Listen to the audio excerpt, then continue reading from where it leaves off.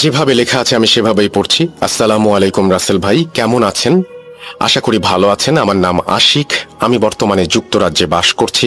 আমার কাছে এমন একটা ভয়ের ঘটনা আছে যার নাম ইচ্ছে হলে দিতে পারেন রহিম কুরালির ঘটনা। যেহেতু ঘটনার মূল শত্রু হচ্ছে এই রহিম কুরালি। ঘটনাটি ঘটেছিল ঢাকায় বসবাসরত 4 জন বন্ধুকে নিয়ে গাজীপুর জেলার কাপাসিয়া উপজেলার তরুণ নামক এক গ্রামে। আশা করি ঘটনাটি ভালো লাগবে। আমি ঘটনাটি যেভাবে শুনেছি এক বন্ধুর কাছ থেকে সেভাবেই লিখছি। 4 জন বন্ধু ছিলেন, ঢাকায় থাকতেন এবং একই বয়সের ছিলেন 4 জনই। গ্রীষ্মের ছুটি যখন এসেছিল তখন তারা জায়গা খুঁজছিলেন কোথায় যাবেন ছুটি কাটাতে। অনেক চিন্তা ভাবনার পর তারা সিদ্ধান্ত নেন যে গ্রামের বাড়িতে বেড়াতে যাবেন তরুণে।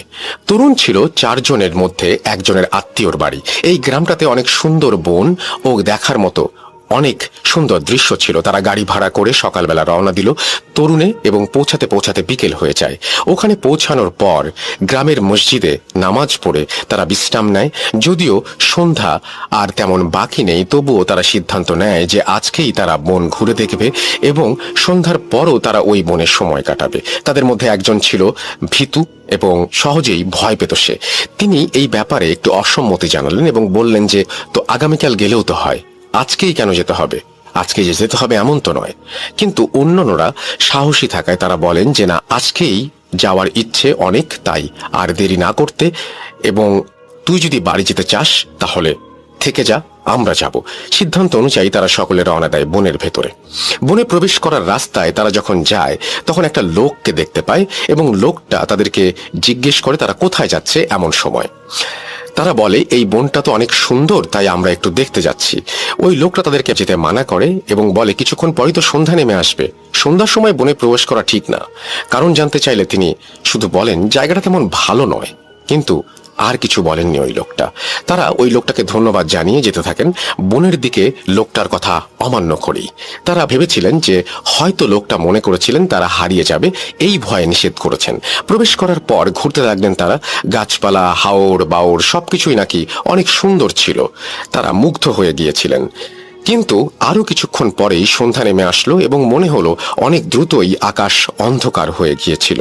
আর কিছুক্ষণ হাঁটার পর তারা সিদ্ধান্ত নিল একটু বিশ্রাম নেবে। একটা গাছের তলে তারা বসতে চাইল। এরপর তারা ওই বনে থাকবে কি থাকবে না এই সব নিয়ে গোল হয়ে আলোচনা করছিল। ঠিক এমন সময়ই তাদের আশেপাশে কে যেন শেয়ালের ডাক দিতে লাগলো।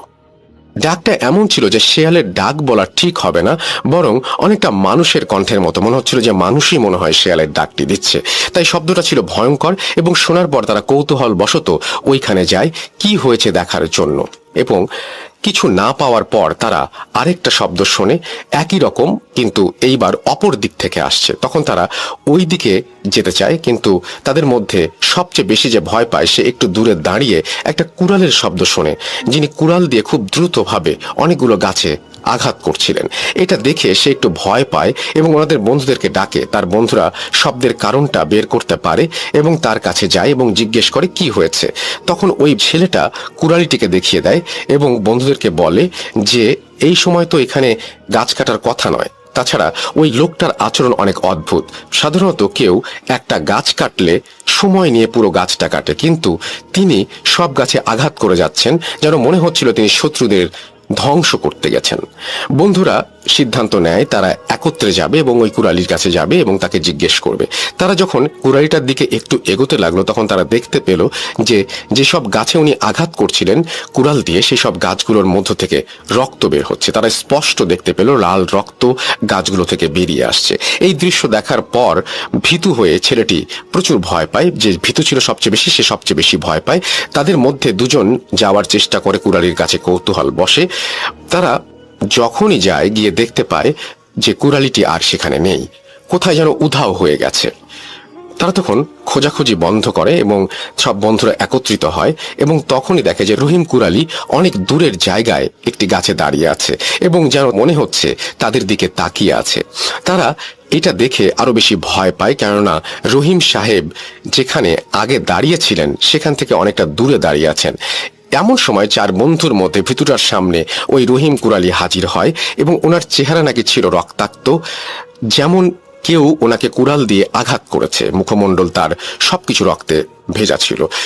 দৃশ্যটা দেখার পর ওই ছেলেটা সাথে সাথে অজ্ঞান হয়ে যায় এবং একটা চিৎকার দেয়। তার সাথে যে বন্ধু দাঁড়িয়ে ছিল সেও ভয় পাওয়ার কারণে দৌড়ে একটা গাছের পেছনে পালিয়ে যায়। ছেলেটা চিৎকার শুনে তার দুই সাহসী বন্ধুরা চলে আসে এবং তারা দেখে বন্ধু অজ্ঞান অবস্থায় এবং কাছেই ওই কুড়ালিটাকে দেখে। রহিম কুড়ালি ওইখানে দাঁড়িয়েছিল এবং তাদের দিকে তাকিয়ে হাসছিল জোরে জোরে। তার হাসিটা ছিল অন্যরকম একটা হাসি, সুরটা ছিল অনেক গাঢ় এবং বয়স্ক কিন্তু বাচ্চাদের মতো অনবরত সে হেসে যাচ্ছে। তার দুই বন্ধুকে দেখতে যে বন্ধুটা পালিয়েছিল সেও এসে পড়ে তাদের দিকে। তারা তিনজন কোনো রকমে অজ্ঞান ছেলেটাকে উঠায় এবং কাঁধে করে নিয়ে যায়। তারা হাঁটার চেষ্টা করে বন থেকে বেরিয়ে যাবার জন্য। হাঁটার সময় তারা জোরে জোরে দোয়া পড়তে থাকে এবং প্রার্থনা করতে থাকে যাতে ওই অশরীরী জন্তুটা চলে যায়।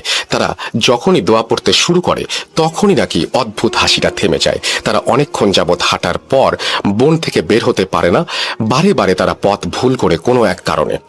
অনেকক্ষণ এরকম যাওয়ার পর তারা শেষে বন থেকে বের হতে পারে। বের হওয়ার পর সাথে সাথে কাছের মসজিদে চলে যায় এবং সেখানে ইমাম সাহেব সহ আলো অনেক লোক জড়ো হলে তারা তাদেরকে সবটা খুলে বলে এবং প্রথম থেকে শেষ পর্যন্ত ঘটনা বলে। ঘটনা শুনে তেমন কেউ অবাক হন না এবং ইমাম সাহেব আমাদেরকে বললেন যে আমাদের ওই লোকটার কথা শোনা উচিত ছিল যিনি আমাদেরকে সন্ধ্যায় বনে প্রবেশ করতে মানা করেছিলেন। তারপর তিনি আমাদের এসব ঘটনা ঘটার কারণ জানালেন। তিনি বললেন যে অনেক দিন আগে এই এলাকায় একজন কুড়ালি বাস করতেন যার নাম ছিল রহিম। তিনি অনেক ভালো মানুষ ছিলেন। একদিন তিনি কাজ করছিলেন স্বাভাবিকভাবে বনের ভেতরে। এমন সময় দুজন লোক এসেছিল কোনো এক কারখানা থেকে ওনার কাছে এবং বলেছিল যে তাদের অনেক গাছ দরকার, যার মধ্যে দুটি গাছ ওই রহিম কুড়ালিরই ছিল। তারা বলল যে অনেক দরকার থাকায় তাদের গাছগুলো কেটে নিয়ে যেতে হবে। রহিম কুড়ালি এ ব্যাপারে অসম্মতি জানিয়েছিল, কেননা তিনি ওই সব গাছ বিক্রি করতে চাননি। অনেকক্ষণ এইরকম ভাবে কথা কাটাকাটির পর এক সময় ওই দুজন লোক রাগ করেছিল তার উপরে এবং তারা গোপনে সিদ্ধান্ত নিয়েছিল যে এই কুড়ালটিকে আর বাঁচতে দেয়া যাবে না।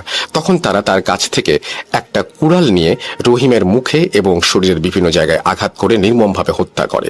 তারপর তারা কুড়ালটা রেখে চলে যায়। পরবর্তীতে ওই দুজন লোক ধরা পড়ার পর তারা স্বীকার করতে বাধ্য হয়। রহিমের মৃত্যুর পর অনেক দিন পর ঢাকা থেকে একজন তরুণ সেখানে যায় এবং সন্ধ্যায় কোনো একটা কারণে বনে প্রবেশ করেছিল। সে ওইখানে গিয়ে দেখে যে রহিম গাছ কাটছে।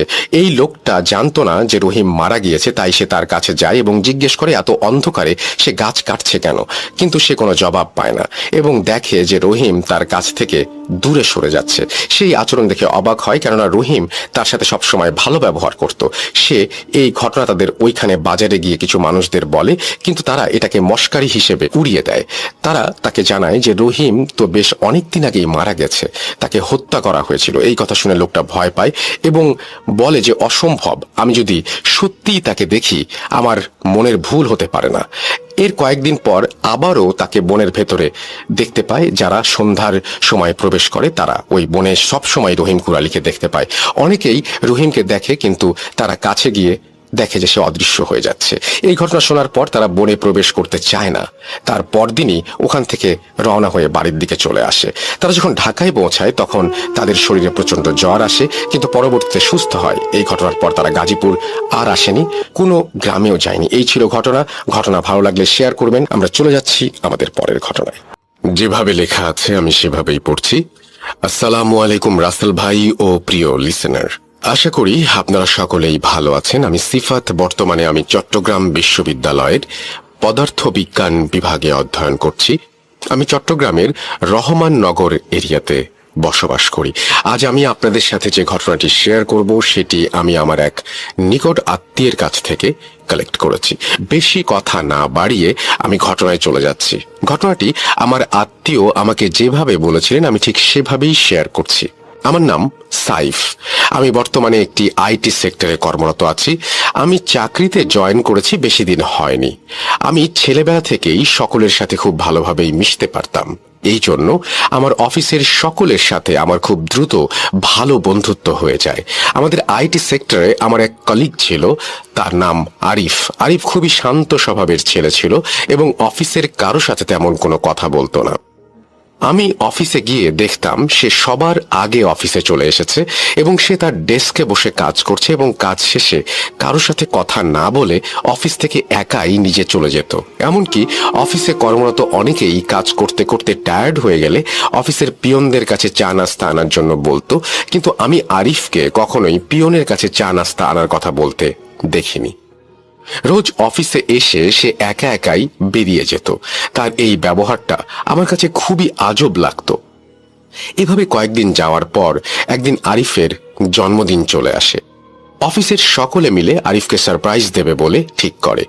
আরিফকে সারপ্রাইজ দেওয়ার জন্য আমি সহ অফিসের অনেকেই আরিফ অফিসে আসার আগেই তার জন্মদিন উপলক্ষে কেক নিয়ে আসি এবং আরিফ অফিসে আসলে সবাই তাকে চমকে দেওয়ার জন্য তার সামনে কেক নিয়ে হাজির হয়। আমরা সকলেই তাকে নানা ধরনের জিনিসপত্র উপহার দিতে থাকি, কিন্তু আরিফ কোনো কিছুই নিচ্ছিল না আর কোনো কথাও বলছিল না। তার চেহারা দেখে মনে হচ্ছিল সে খুবই বিরক্ত হচ্ছে। সেদিন সে আমাদের আনা কেকটা আর কাটেনি এবং কারো সাথে কোনো কথা না বলে নিজের মনে কাজ করতে বসে যায় এবং কাজ শেষ হলে সে যথারীতি নিজের মতোই বাড়ি চলে যায়। তার এরকম আচরণে অফিসের সকলে খুবই মনক্ষুণ্ণ হয়। অফিসের সকলেই একরকম তার সাথে সব ধরনের কথাবার্তা বলা প্রায় বন্ধই করে দিয়েছিল। আরিফ শুধুমাত্র আমার বসের সাথেই কথা বলতো আর প্রয়োজন ছাড়া কারোর সাথেই কোনো কথা বলতো না। তার মধ্যে আরেকটা জিনিস ছিল, সেটা হচ্ছে আমি যখন অফিসে জয়েন করি তখন তার শারীরিক অবস্থা মোটামুটি ভালোই দেখেছিলাম, কিন্তু অবাক করা বিষয় হচ্ছে কিছুদিন যেতে না যেতেই আমি লক্ষ্য করি যে তার শারীরিক অবস্থার অবনতি হচ্ছে। সে যেন প্রতিদিনই একটু একটু করে শুকিয়ে যাচ্ছে। শুকাতে শুকাতে এক সময় তার অবস্থা এতটাই খারাপ হয়ে গেল যেন তার চোখ দুটো তার চোখের কোটরের ভেতর ঢুকে যাচ্ছে এবং তাকে দেখে মনে হচ্ছিল সে জলজ্যান্ত একটা কঙ্কাল আর তার শরীরকেও যেন শুধুমাত্র চামড়ার একটা আবরণ দিয়ে দিয়েছে। এভাবে আস্তে আস্তে আমি খেয়াল করি আরিফের শারীরিক অবস্থার অবনতি যেন হয়েই চলেছে আর সে যেন আরো শুকিয়ে যাচ্ছে। এর কিছুদিন পর থেকে তাকে আর অফিসে দেখতে পাচ্ছিলাম না। প্রায় এক সপ্তাহ পর তার ডেস্কে নতুন একজনকে জয়েন করতে দেখে আমার আরিফের কথা মনে পড়তে থাকে, কিন্তু অফিসের আর কেউই তার ব্যাপারে কখনোই খোঁজ নেয়ার চেষ্টা করেনি। আর সে চলে গেছে এই জন্য অনেকেই খুশি হয়েছিল, কারণ এরকম আনসোশ্যাল লোককে কেউ পছন্দ করতো না। কিন্তু কিছুদিন আগে আমি আরিফের যে খারাপ শারীরিক অবস্থা দেখেছিলাম সেই জন্য আমার তার প্রতি কিছুটা মায়া কাজ করছিল। আমি অফিসে এসে আমার বসের কাছে গিয়ে তার ঠিকানা নেই। আমার বস আমাকে বলে আরিফ চাকরি ছেড়ে দিয়ে চলে গেছে তার গ্রামের বাড়িতে। আমি বসকে বলি আরিফের শারীরিক অবস্থা মোটেও ভালো ছিল না জন্য হয়তো সে চাকরি ছেড়ে দিয়েছে। আমি বসকে জিজ্ঞাসা করি তার কাছে কি আরিফের কোনো খোঁজ খবর আছে কিনা বা তার কোনো ফোন নাম্বার পাওয়া যাবে কিনা। আমার বস আমাকে একটি ফোন নাম্বার দিয়ে বলে চাকরি ছেড়ে দিয়ে চলে গেছে যে তার খোঁজ খবর নিয়ে অযথা সময় নষ্ট করে লাভ নেই, বরং বস আমাকে নিজের কাজে মনোযোগ দিতে বলেন। আমি আমার বসের কথাকে পাত্তা না দিয়ে পরদিন আরিফের নাম্বারে ফোন দেই। আরিফের বাবা ফোন রিসিভ করে এবং আরিফের প্রাক্তন কলিগ পরিচয় দিয়ে আরিফ কেমন আছে এটা তাকে আমি জিজ্ঞাসা করি। আরিফের বাবা আমাকে বলেন আরিফ খুব একটা ভালো নেই এবং তার শারীরিক অবস্থার অবনতি হয়েছে। আরিফের বাবার কথা শুনে আমার আরিফের জন্য খুব খারাপ লাগতে থাকে এবং আমি আরিফের বাবার কাছ থেকে আরিফের বাড়ির ঠিকানা নেই। আমি মনে মনে ঠিক করি অফিস থেকে 2 দিনের ছুটি নিয়ে আরিফের বাড়িতে গিয়ে আমি আরিফকে একবার দেখে আসব। যথারীতি আমি অফিসে গিয়ে বসের কাছে 2 দিনের ছুটির আবেদন পেশ করি। আমি রেগুলার অফিস করতাম, তাই আমার বস আমাকে খুব সহজেই 2 দিনের ছুটি দিয়ে দিলেন। আরিফ যে গ্রামে থাকে সেই গ্রাম আমাদের শহর থেকে খুব বেশি দূরে ছিল না। আমাদের শহরের পাশেই ছিল আরিফের গ্রাম। আমি একটা সিএনজি ভাড়া করি এবং সিএনজি নিয়ে আরিফের বাড়িতে যেতে যেতে প্রায় 30 থেকে 35 মিনিট সময় লেগেছিল। আরিফের গ্রামে গিয়ে আমি আরিফের নম্বরে ফোন দিলে আরিফের বাবা আসেন এবং তিনি এসে আমাকে তার বাড়িতে নিয়ে যান। আরিফের বাড়িতে গিয়ে আমি আরিফকে দেখে যেন নিজের চোখকে বিশ্বাস করতে পারছিলাম না। আমি দেখি বিছানার মধ্যে পড়ে আছে আরিফের কঙ্কাল সার দেহটি। হাড্ডিসার আরিফকে দেখে আমি প্রচন্ড চমকে উঠি, কেননা কয়েকদিনের ব্যবধানে কারো শারীরিক অবস্থার এতটা অবনতি হতে পারে আমি কখনো ভাবতেও পারিনি। আরিফের শরীরের প্রত্যেকটি হাড় যেন দেখা যাচ্ছিল এবং তার মুখ দেখে মনে হচ্ছিল যেন সে শুধুমাত্র একটা কঙ্কাল। আরিফ আর কোনো কঙ্কালের মধ্যে পার্থক্য একটাই ছিল, তা হলো সাধারণ কোনো কঙ্কালের জীবন থাকে না, কিন্তু আরিফ তখনও জীবন্ত কঙ্কাল। আমি আরিফের কাছে গিয়ে বসি এবং তার সাথে কথা বলার চেষ্টা করি, কিন্তু আরিফ আমার কোনো কথারই উত্তর দেয় না।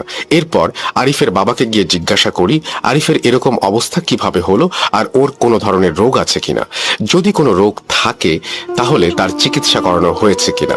আমার কথা শুনে আরিফের বাবা বলেন তারা অনেক ডাক্তার দেখিয়েছেন, কিন্তু সব ডাক্তারের কাছে আরিফের সকল রিপোর্ট খুব স্বাভাবিক আসে এবং তার কোনো রোগ আছে কিনা সেটা কেউ বলতে পারে না, এবং কোথাও তার কোনো রোগ ধরাও পড়ে না। আরিফের বাবা বলেন ছেলের রিপোর্ট এক ডাক্তারের কাছ থেকে অন্য ডাক্তারের কাছে দেখানোর পর ডাক্তাররা যখন আরিফকে দেখতে আসে তখন ডাক্তার চমকে ওঠে আর বলে আমরা কি ডাক্তারকে বিছানায় পড়ে থাকা এই মানুষটির রিপোর্ট দেখিয়েছিলাম কিনা। আমরা সম্মতি দিলে ডাক্তার বলে তার এখানে আর কিছুই করার নেই, কেননা রিপোর্টটি সম্পূর্ণ নর্মাল থাকার পরও কেন এমন হচ্ছে এই বিষয়ে তার কোনো ধারণা নেই। এরপর আরিফের বাবা বলেন ডাক্তার দেখাতে দেখাতে যখন কোনো লাভ হচ্ছিল না তখন তারা আরিফকে জিজ্ঞাসা করেন তার সাথে কি কোনো ধরনের খারাপ কিছু হয়েছিল কিনা। আরিফের বাবার এই প্রশ্ন শুনে আরিফ তার বাবাকে কিছুই বলে না। আরিফের বাবার কথা শুনে আমার আরিফের উপর কিছুটা রাগ হয়, কেননা তার কথা না বলা আমাকে একরকম বিষিয়ে তুলেছিল। আর আমি একরকম রাগ করে আরিফের কাছে গিয়ে বলতে থাকি আপনার কি হয়েছে, আপনি আমাকে বলেন, আপনি যদি কিছু না বলেন তাহলে আপনার বাবা মা আপনার চিকিৎসা করাবেন কিভাবে। আরিফ আমার কথা শুনে কান্না করতে শুরু করে, যা দেখে আমি অনেক অবাক হই। সে আমাকে জড়িয়ে ধরে সবকিছু বিস্তারিত বলতে থাকে। ঘটনার বাকি অংশ আরিফের মতো করে বলছি। আমি ছোটবেলা থেকে অনেক ডানপিটে স্বভাবের ছিলাম। আমার বাবা মাকে ফাঁকি দিয়ে আমি সব সময় বাইরে গিয়ে বন্ধুদের সাথে খেলাধুলা করতাম। আমার জীবন তখন খুব স্বাভাবিক এবং সুন্দর ছিল। আমি সব সময় রাতের বেলা বাবা মায়ের চোখ ফাঁকি দিয়ে সারা গ্রাম ঘুরে বেড়াতাম, কেননা আমার মনে কখনো কোনো ভয় কাজ করেনি। আস্তে আস্তে আমি যখন একটু বড় হই তখন আমার কাছে মনে হতো আমার থেকে সাহসী কেউ হয়তোবা আমাদের এই গ্রামে আর নেই। আমি সব সময় বন্ধুদের কাছে নিজের সাহসিকতার পরিচয় দেওয়ার জন্য অপেক্ষা করতাম। মাঝে মাঝে আমি তাদেরকে বলতাম আমাকে এমন কিছু কাজ দিতে যা করে দিতে পারলে তারা আমাকে সাহসী বলে মেনে নিবে। আমার বন্ধুরা আমার পাগলামি দেখে হাসতো আর বলতো সাহসীরা কখনো নিজের ঢোল নিজে পেটায় না। এই কথা শুনে আমার প্রচন্ড রকমের রাগ ওঠে এবং আমি আমার বন্ধুদের মধ্যে থেকে এই কথাটি যে বলেছিল তাকে বলি এমন কোনো কাজ দিতে যা সাধারণ কারো পক্ষে করা অসম্ভব, আর আমি সেই কাজটিই করে দেখাবো এবং সে আমাকে সাহসী বলে মেনে নেবে। কিন্তু যদি আমি কাজটি করতে না পারি তাহলে এই গ্রামের সব থেকে ভীতুর খেতাব আমি আমার নিজের মাথায় নিয়ে সকলের বাড়িতে গিয়ে গিয়ে বলে আসবো আমি এই গ্রামের সব থেকে বড় ভীতু। আমার বন্ধু আমার কথা শুনে কিছুক্ষণ চুপ করে থাকে এবং সে আমাকে সেদিন সন্ধ্যায় তার সাথে দেখা করতে বলে। আমাদের গ্রামের দক্ষিণ দিকে একটি পরিত্যক্ত কুয়া ছিল। সেই কুয়ার আশপাশ দিয়ে কেউ যেতে চাইতো না, কেননা সকলেই সেই কুয়াটাকে খুব ভয় পেত এবং সেটাকে ভুতুড়ে কুয়া বলে আখ্যায়িত করেছিল। লোকমুখে শুনেছিলাম এক মহিলা নাকি সেই কুয়ার পাশে দাঁড়িয়ে নিজের গলা কেটে আত্মহত্যা করেছিল এবং তার লাশ নাকি সেই কুয়ার ভেতরে পড়ে গিয়েছিল। এরপর থেকে নাকি সেই কুয়ার আশেপাশে অনেক উদ্ভট ঘটনা দেখা যেত, আর সেখানে নাকি প্রায় সবসময় রক্তের ফোঁটা ফোঁটা দাগ পাওয়া যেত। তাই গ্রামের সবাই সেখানে যেতে অনেক ভয় পেত। গ্রামের গণ্যমান্য হুজুররাও সেখানে সবাইকে যেতে নিষেধ করতেন। কুয়াটির আশেপাশে অনেক বড়সড় বাঁশঝাড় থাকায় এমনিতেও এই পরিবেশটা ছিল গায়ের রক্ত হিম করে দেবার মতো ভয়াবহ। কুয়ার এই ব্যাপারটি সম্পর্কে আমাদের গ্রামের প্রায় সবাই জানত। আমি সেদিন সন্ধ্যায় আমার বন্ধুর বাড়িতে যাই এবং আমার বন্ধু আমাকে বলে আমার সেই কুয়া থেকে এক বালতি পানি নিয়ে আসতে হবে। সে আরো বলে সে নাকি কুয়া থেকে অনেকটা দূরে দাঁড়িয়ে থাকবে এবং দেখবে আমি আসলেই সেই কুয়া থেকে পানি নিচ্ছি কিনা। আমার বন্ধুর কথা শুনে আমি এক বাক্যে রাজি হয়ে যাই, কেননা এই গ্রামের সব থেকে সাহসী মানুষ হিসেবে আমি নিজেকে দেখতে চেয়েছিলাম। কিন্তু আমার এই ইচ্ছা যে একদিন আমার জীবনে কালো আধার নামিয়ে নিয়ে আসবে তা আমি কখনোই বুঝতে পারিনি। আমার বন্ধুর কথা মতো সেদিন রাতে আমার বাবা মা ঘুমিয়ে পড়ার পর আমি বাসা থেকে বের হয়ে আমি আমার বন্ধুর বাড়ির সামনে গিয়ে তাকে ডাকি এবং সে হাতে করে একটি বালতি এবং হাতলে বাঁধা দড়ি নিয়ে চলে আসে। আমার বন্ধু আর আমি হেঁটে হেঁটে সেই কুয়ার উদ্দেশ্যে রওনা দেই। রাস্তায় আমার বন্ধু আমাকে বারবার বলতে থাকে এখনো সময় আছে, চাইলে আমি এই কাজ থেকে বিরত থাকতে পারি। কিন্তু আমি ছিলাম নাছোড়বান্দা। আমি আমার সিদ্ধান্তে অনড় ছিলাম, কেননা আমি যেভাবেই হোক আমার বন্ধুর কাছে নিজেকে প্রমাণ করতে চেয়েছিলাম।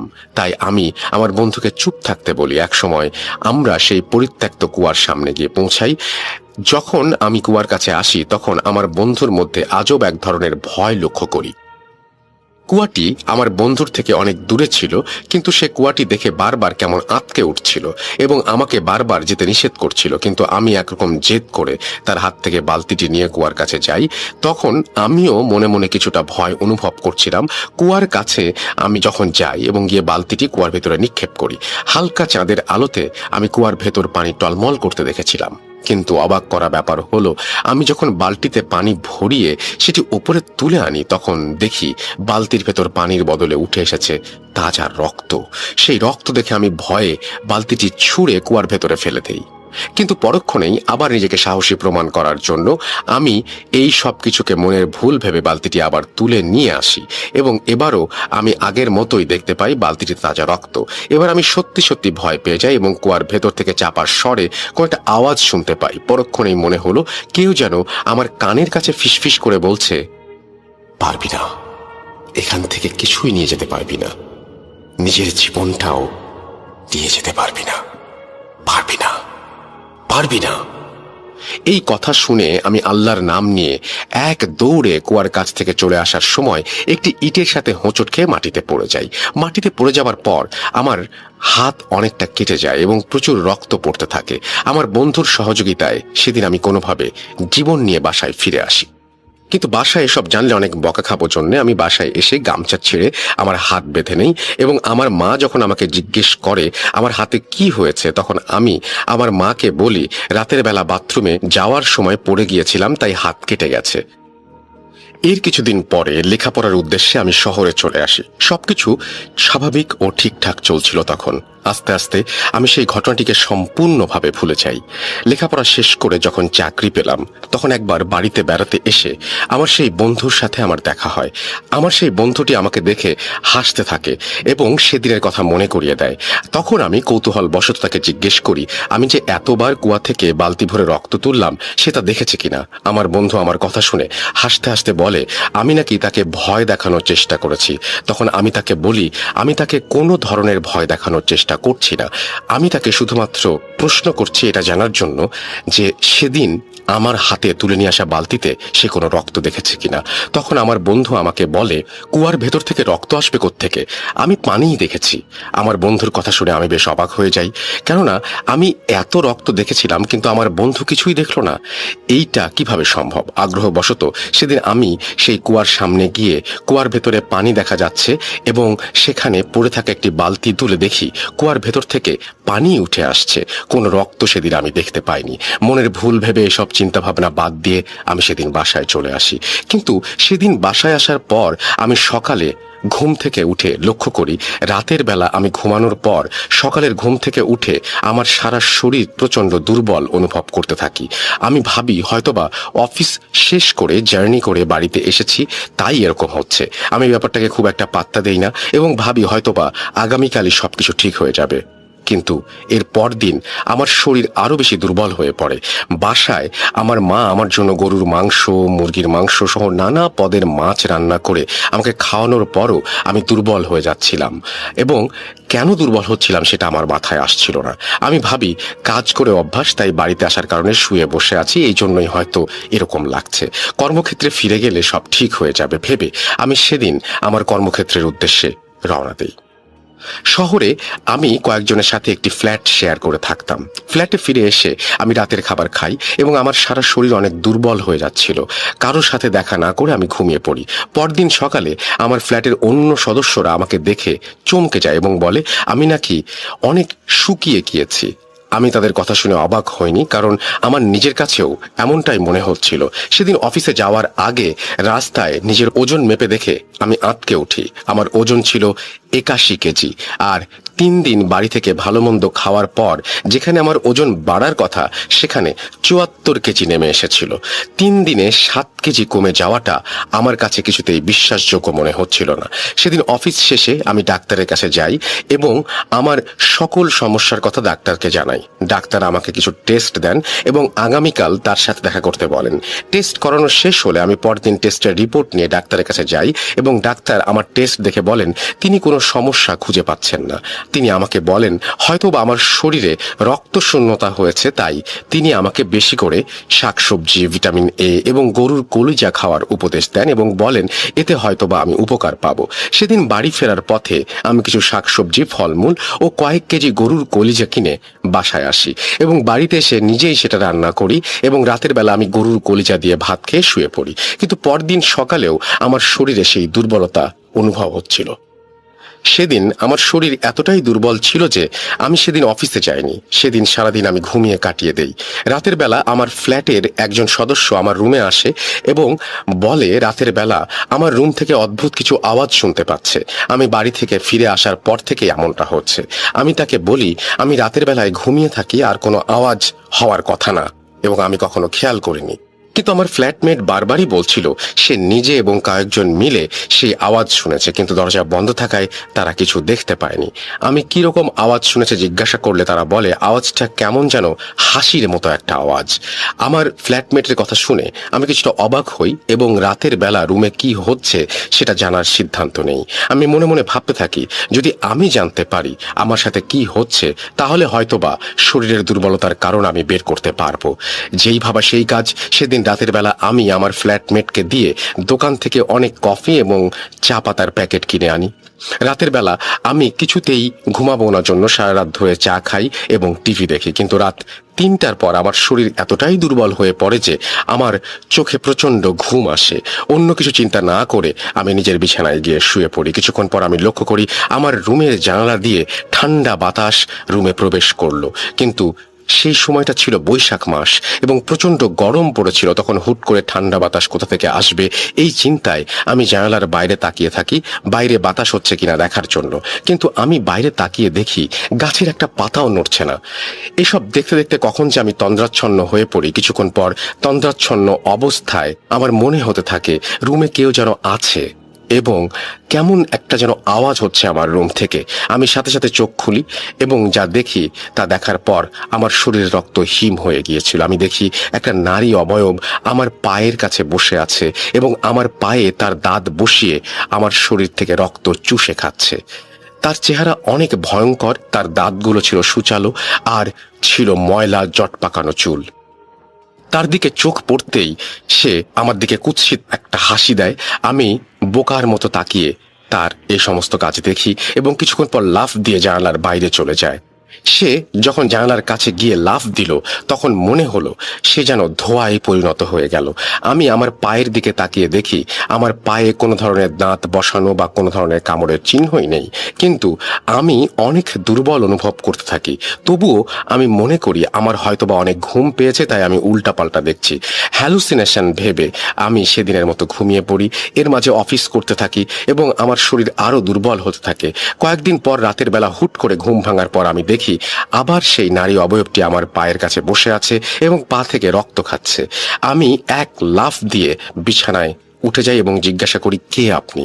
আপনি আমার এখানে কি করছেন? আপনি কেন আমার সাথে এসব করছেন? আমার কথাটি শুনে নারী অবয়বটি বিকট হাসি দেয়, যা ছিল খুবই বিকৃত। যে কারো রক্ত হিম হয়ে যাবে সেই হাসি শুনে। আমার কথা শুনে নারী অবয়বটি আমার দিকে তাকিয়ে বলে কুয়ার কাছে গিয়েছিলে, তোমাকে বলেছিলাম জীবন নিয়ে ফিরতে পারবে না। তুমি হোঁচট খেয়ে পড়ে যাবার পর তোমার রক্ত সেখানে পড়েছিল, সেই রক্ত আমি পান করেছিলাম। এই সমস্ত আরো অনেক কথা বলে এবং এই কথা বলে সেই অবয়বটি আমার দিকে বিকৃত হাসি দেয় এবং সেদিনের মতো আবার ধোঁয়ায় মিলিয়ে সেখান থেকে চলে যায়। এরপর আমার অবস্থা দিনে দিনে আরো খারাপ হতে থাকে আর আমি তাই চাকরি ছেড়ে দিয়ে বাড়ি চলে এসেছি। আরিফের কথা শুনে আমি খুব আতঙ্কিত হয়ে পড়ি এবং তাকে বলি সে কেন পরিবারের কাউকে এই সমস্ত জানায়নি। আরিফ বলে ওই নারী অবয়ব নাকি তাকে বলেছিল সে যার সাথে এসব শেয়ার করবে তাকেই নাকি সে ঠিক একইভাবে মৃত্যুর দুয়ারে পৌঁছে দিবে। আমি আরিফের কাছ থেকে সব শুনে আরিফের বাবা মাকে জানাই। সেদিন রাতে আরিফের বাবা আমাকে নিয়ে ভালো কোনো হুজুরের সন্ধানে বেরিয়ে পড়েন। আমরা অনেক খোঁজাখুঁজির পর এক হুজুরের সন্ধান পাই। এসব অতি প্রাকৃত সমস্যার সমাধান তিনি করতে পারেন। সেই হুজুরকে সব খুলে বলার পর হুজুর আমাদেরকে বলেন আরিফ যাকে দেখছে সে ছিল একটা রক্ত খেকো পিশাচ জিন। এই জিনেরা মানুষের শরীর থেকে রক্ত পান করে বেঁচে থাকে।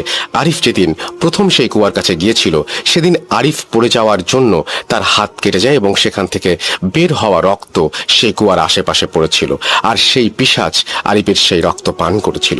এইসব পিশাচ জিন একবার যার রক্ত পান করে তার শরীর থেকে রক্ত শেষ না হওয়া পর্যন্ত ছাড়ে না। কিন্তু আরিফ তার কিছুদিন পর শহরে চলে যাওয়ার জন্য সেই জিন তার কোনো ক্ষতি করতে পারেনি, কেননা আরিফকে সে আর খুঁজে পায়নি। কিন্তু বাড়িতে আসার পর আরিফ আবার সেই কুয়ার কাছে গিয়ে অনেক বড় ভুল করে ফেলেছে। সেই জিন অনেক দিন অপেক্ষা করেছে রক্ত পান করার জন্য। যখন আবার আরিফকে দেখেছে সেই কুয়ার কাছে তখন সে আরিফের পিছু নিয়েছে এবং পিছু নিতে নিতে আরিফের শহরের বাড়িতে পৌঁছে গেছে। আরিফের বাবা এবং আমি এইসব কথা শুনে প্রচন্ড ভয় পাই এবং হুজুরকে সাহায্য করার অনুরোধ করি। জিনের হাত থেকে আরিফকে মুক্ত করার ব্যবস্থা তিনি বলেন হয়তোবা করতে পারবেন, কিন্তু আরিফকে পুনরায় আগের অবস্থায় ফিরিয়ে আনতে পারবেন না।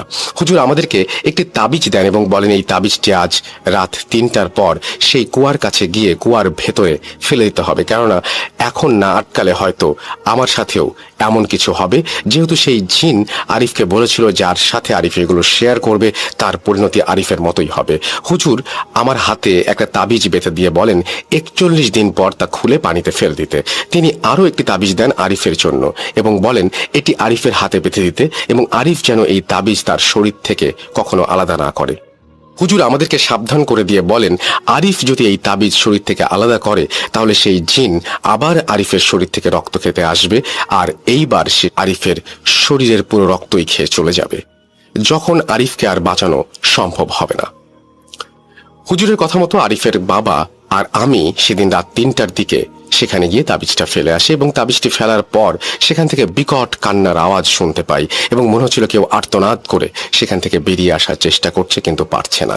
এরপর আরিফের বাবার আমি বাসায় ফিরে আরিফের হাতে তাবিজ বেঁধে দেই। এর মধ্যে আরিফের শরীরের কোনো উন্নতি হয়নি এবং অবনতিও হয়নি, সে আগের মতোই কঙ্কাল হয়ে পড়ে আছে। আরিফ এখনো মাঝে মাঝে তার জানালার সামনে সেই নারী অবয়বটিকে দাঁড়িয়ে থাকতে দেখে এবং সেই নারী অবয়ব নাকি তার দিকে রাগান্বিত চোখে তাকিয়ে থাকে এবং বলে একদিন না একদিন আরিফের শরীরের অবশিষ্ট রক্ত সে পান করবেই। আরিফ বর্তমানে তার গ্রামের বাড়িতেই থাকে, তার শরীরের কোনো কাজ করার শক্তি নেই, সারাদিন সে বিছানায় পড়ে থাকে এবং ফ্যাল ফ্যাল করে জানালার বাইরে তাকিয়ে থাকে। কে জানতো নিজেকে সাহসী প্রমাণ করার জন্য জীবনের এমন চরম মূল্য দিতে হবে। এই ছিল আমার আজকের ঘটনা। আশা করি ঘটনাটি আপনাদের সকলের কাছে ভালো লেগেছে। আমরা চলে যাচ্ছি আমাদের পরের ঘটনায়, আকিবের ঘটনায়। আমাদের চ্যানেলটি সাবস্ক্রাইব যারা করেননি তাদের আসলে শো মিস করার অনেক চান্স আছে। এর জন্য আমি সবসময় বলি যে আমাদের চ্যানেলটা যদি আপনি সাবস্ক্রাইব করেন ডেফিনেটলি আপনার এই শো মিস করার কোনো চান্স নাই। যেভাবে লেখা আছে আমি সেভাবেই পড়ছি।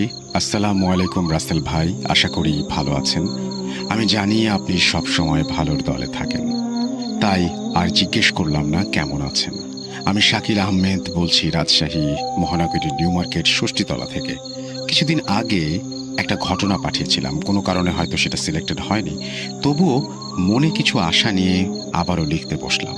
লেখার মধ্যে ভুল ত্রুটি হলে ক্ষমা সুন্দর দৃষ্টিতে দেখবেন। আশা করি ঘটনাটি লিসনারদের পড়ে শোনাবেন। ঘটনাটি লিসনারদের পড়ে শোনালে খুব খুশি হব এবং পরবর্তীতে ঘটনা পাঠাতে উৎসাহিত হব। সামনে আমাদের ডিপ্লোমা ইঞ্জিনিয়ারিং ফাইনাল পরীক্ষা। অ্যাডমিট কার্ড নেয়ার জন্য কলেজে যাই।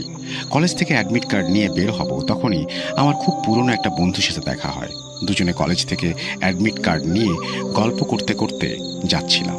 যেহেতু অনেক ভালো বন্ধু, কলেজে যখন প্রথম ভর্তি হয় তখন একসাথে কলেজ হোস্টেলে ছিলাম, একই ডিপার্টমেন্টে পড়তাম, পাশাপাশি হোস্টেলে একই রুমে থাকতাম। সে কারণে বন্ধুত্বটা একটু বেশি ঘনিষ্ঠ ছিল।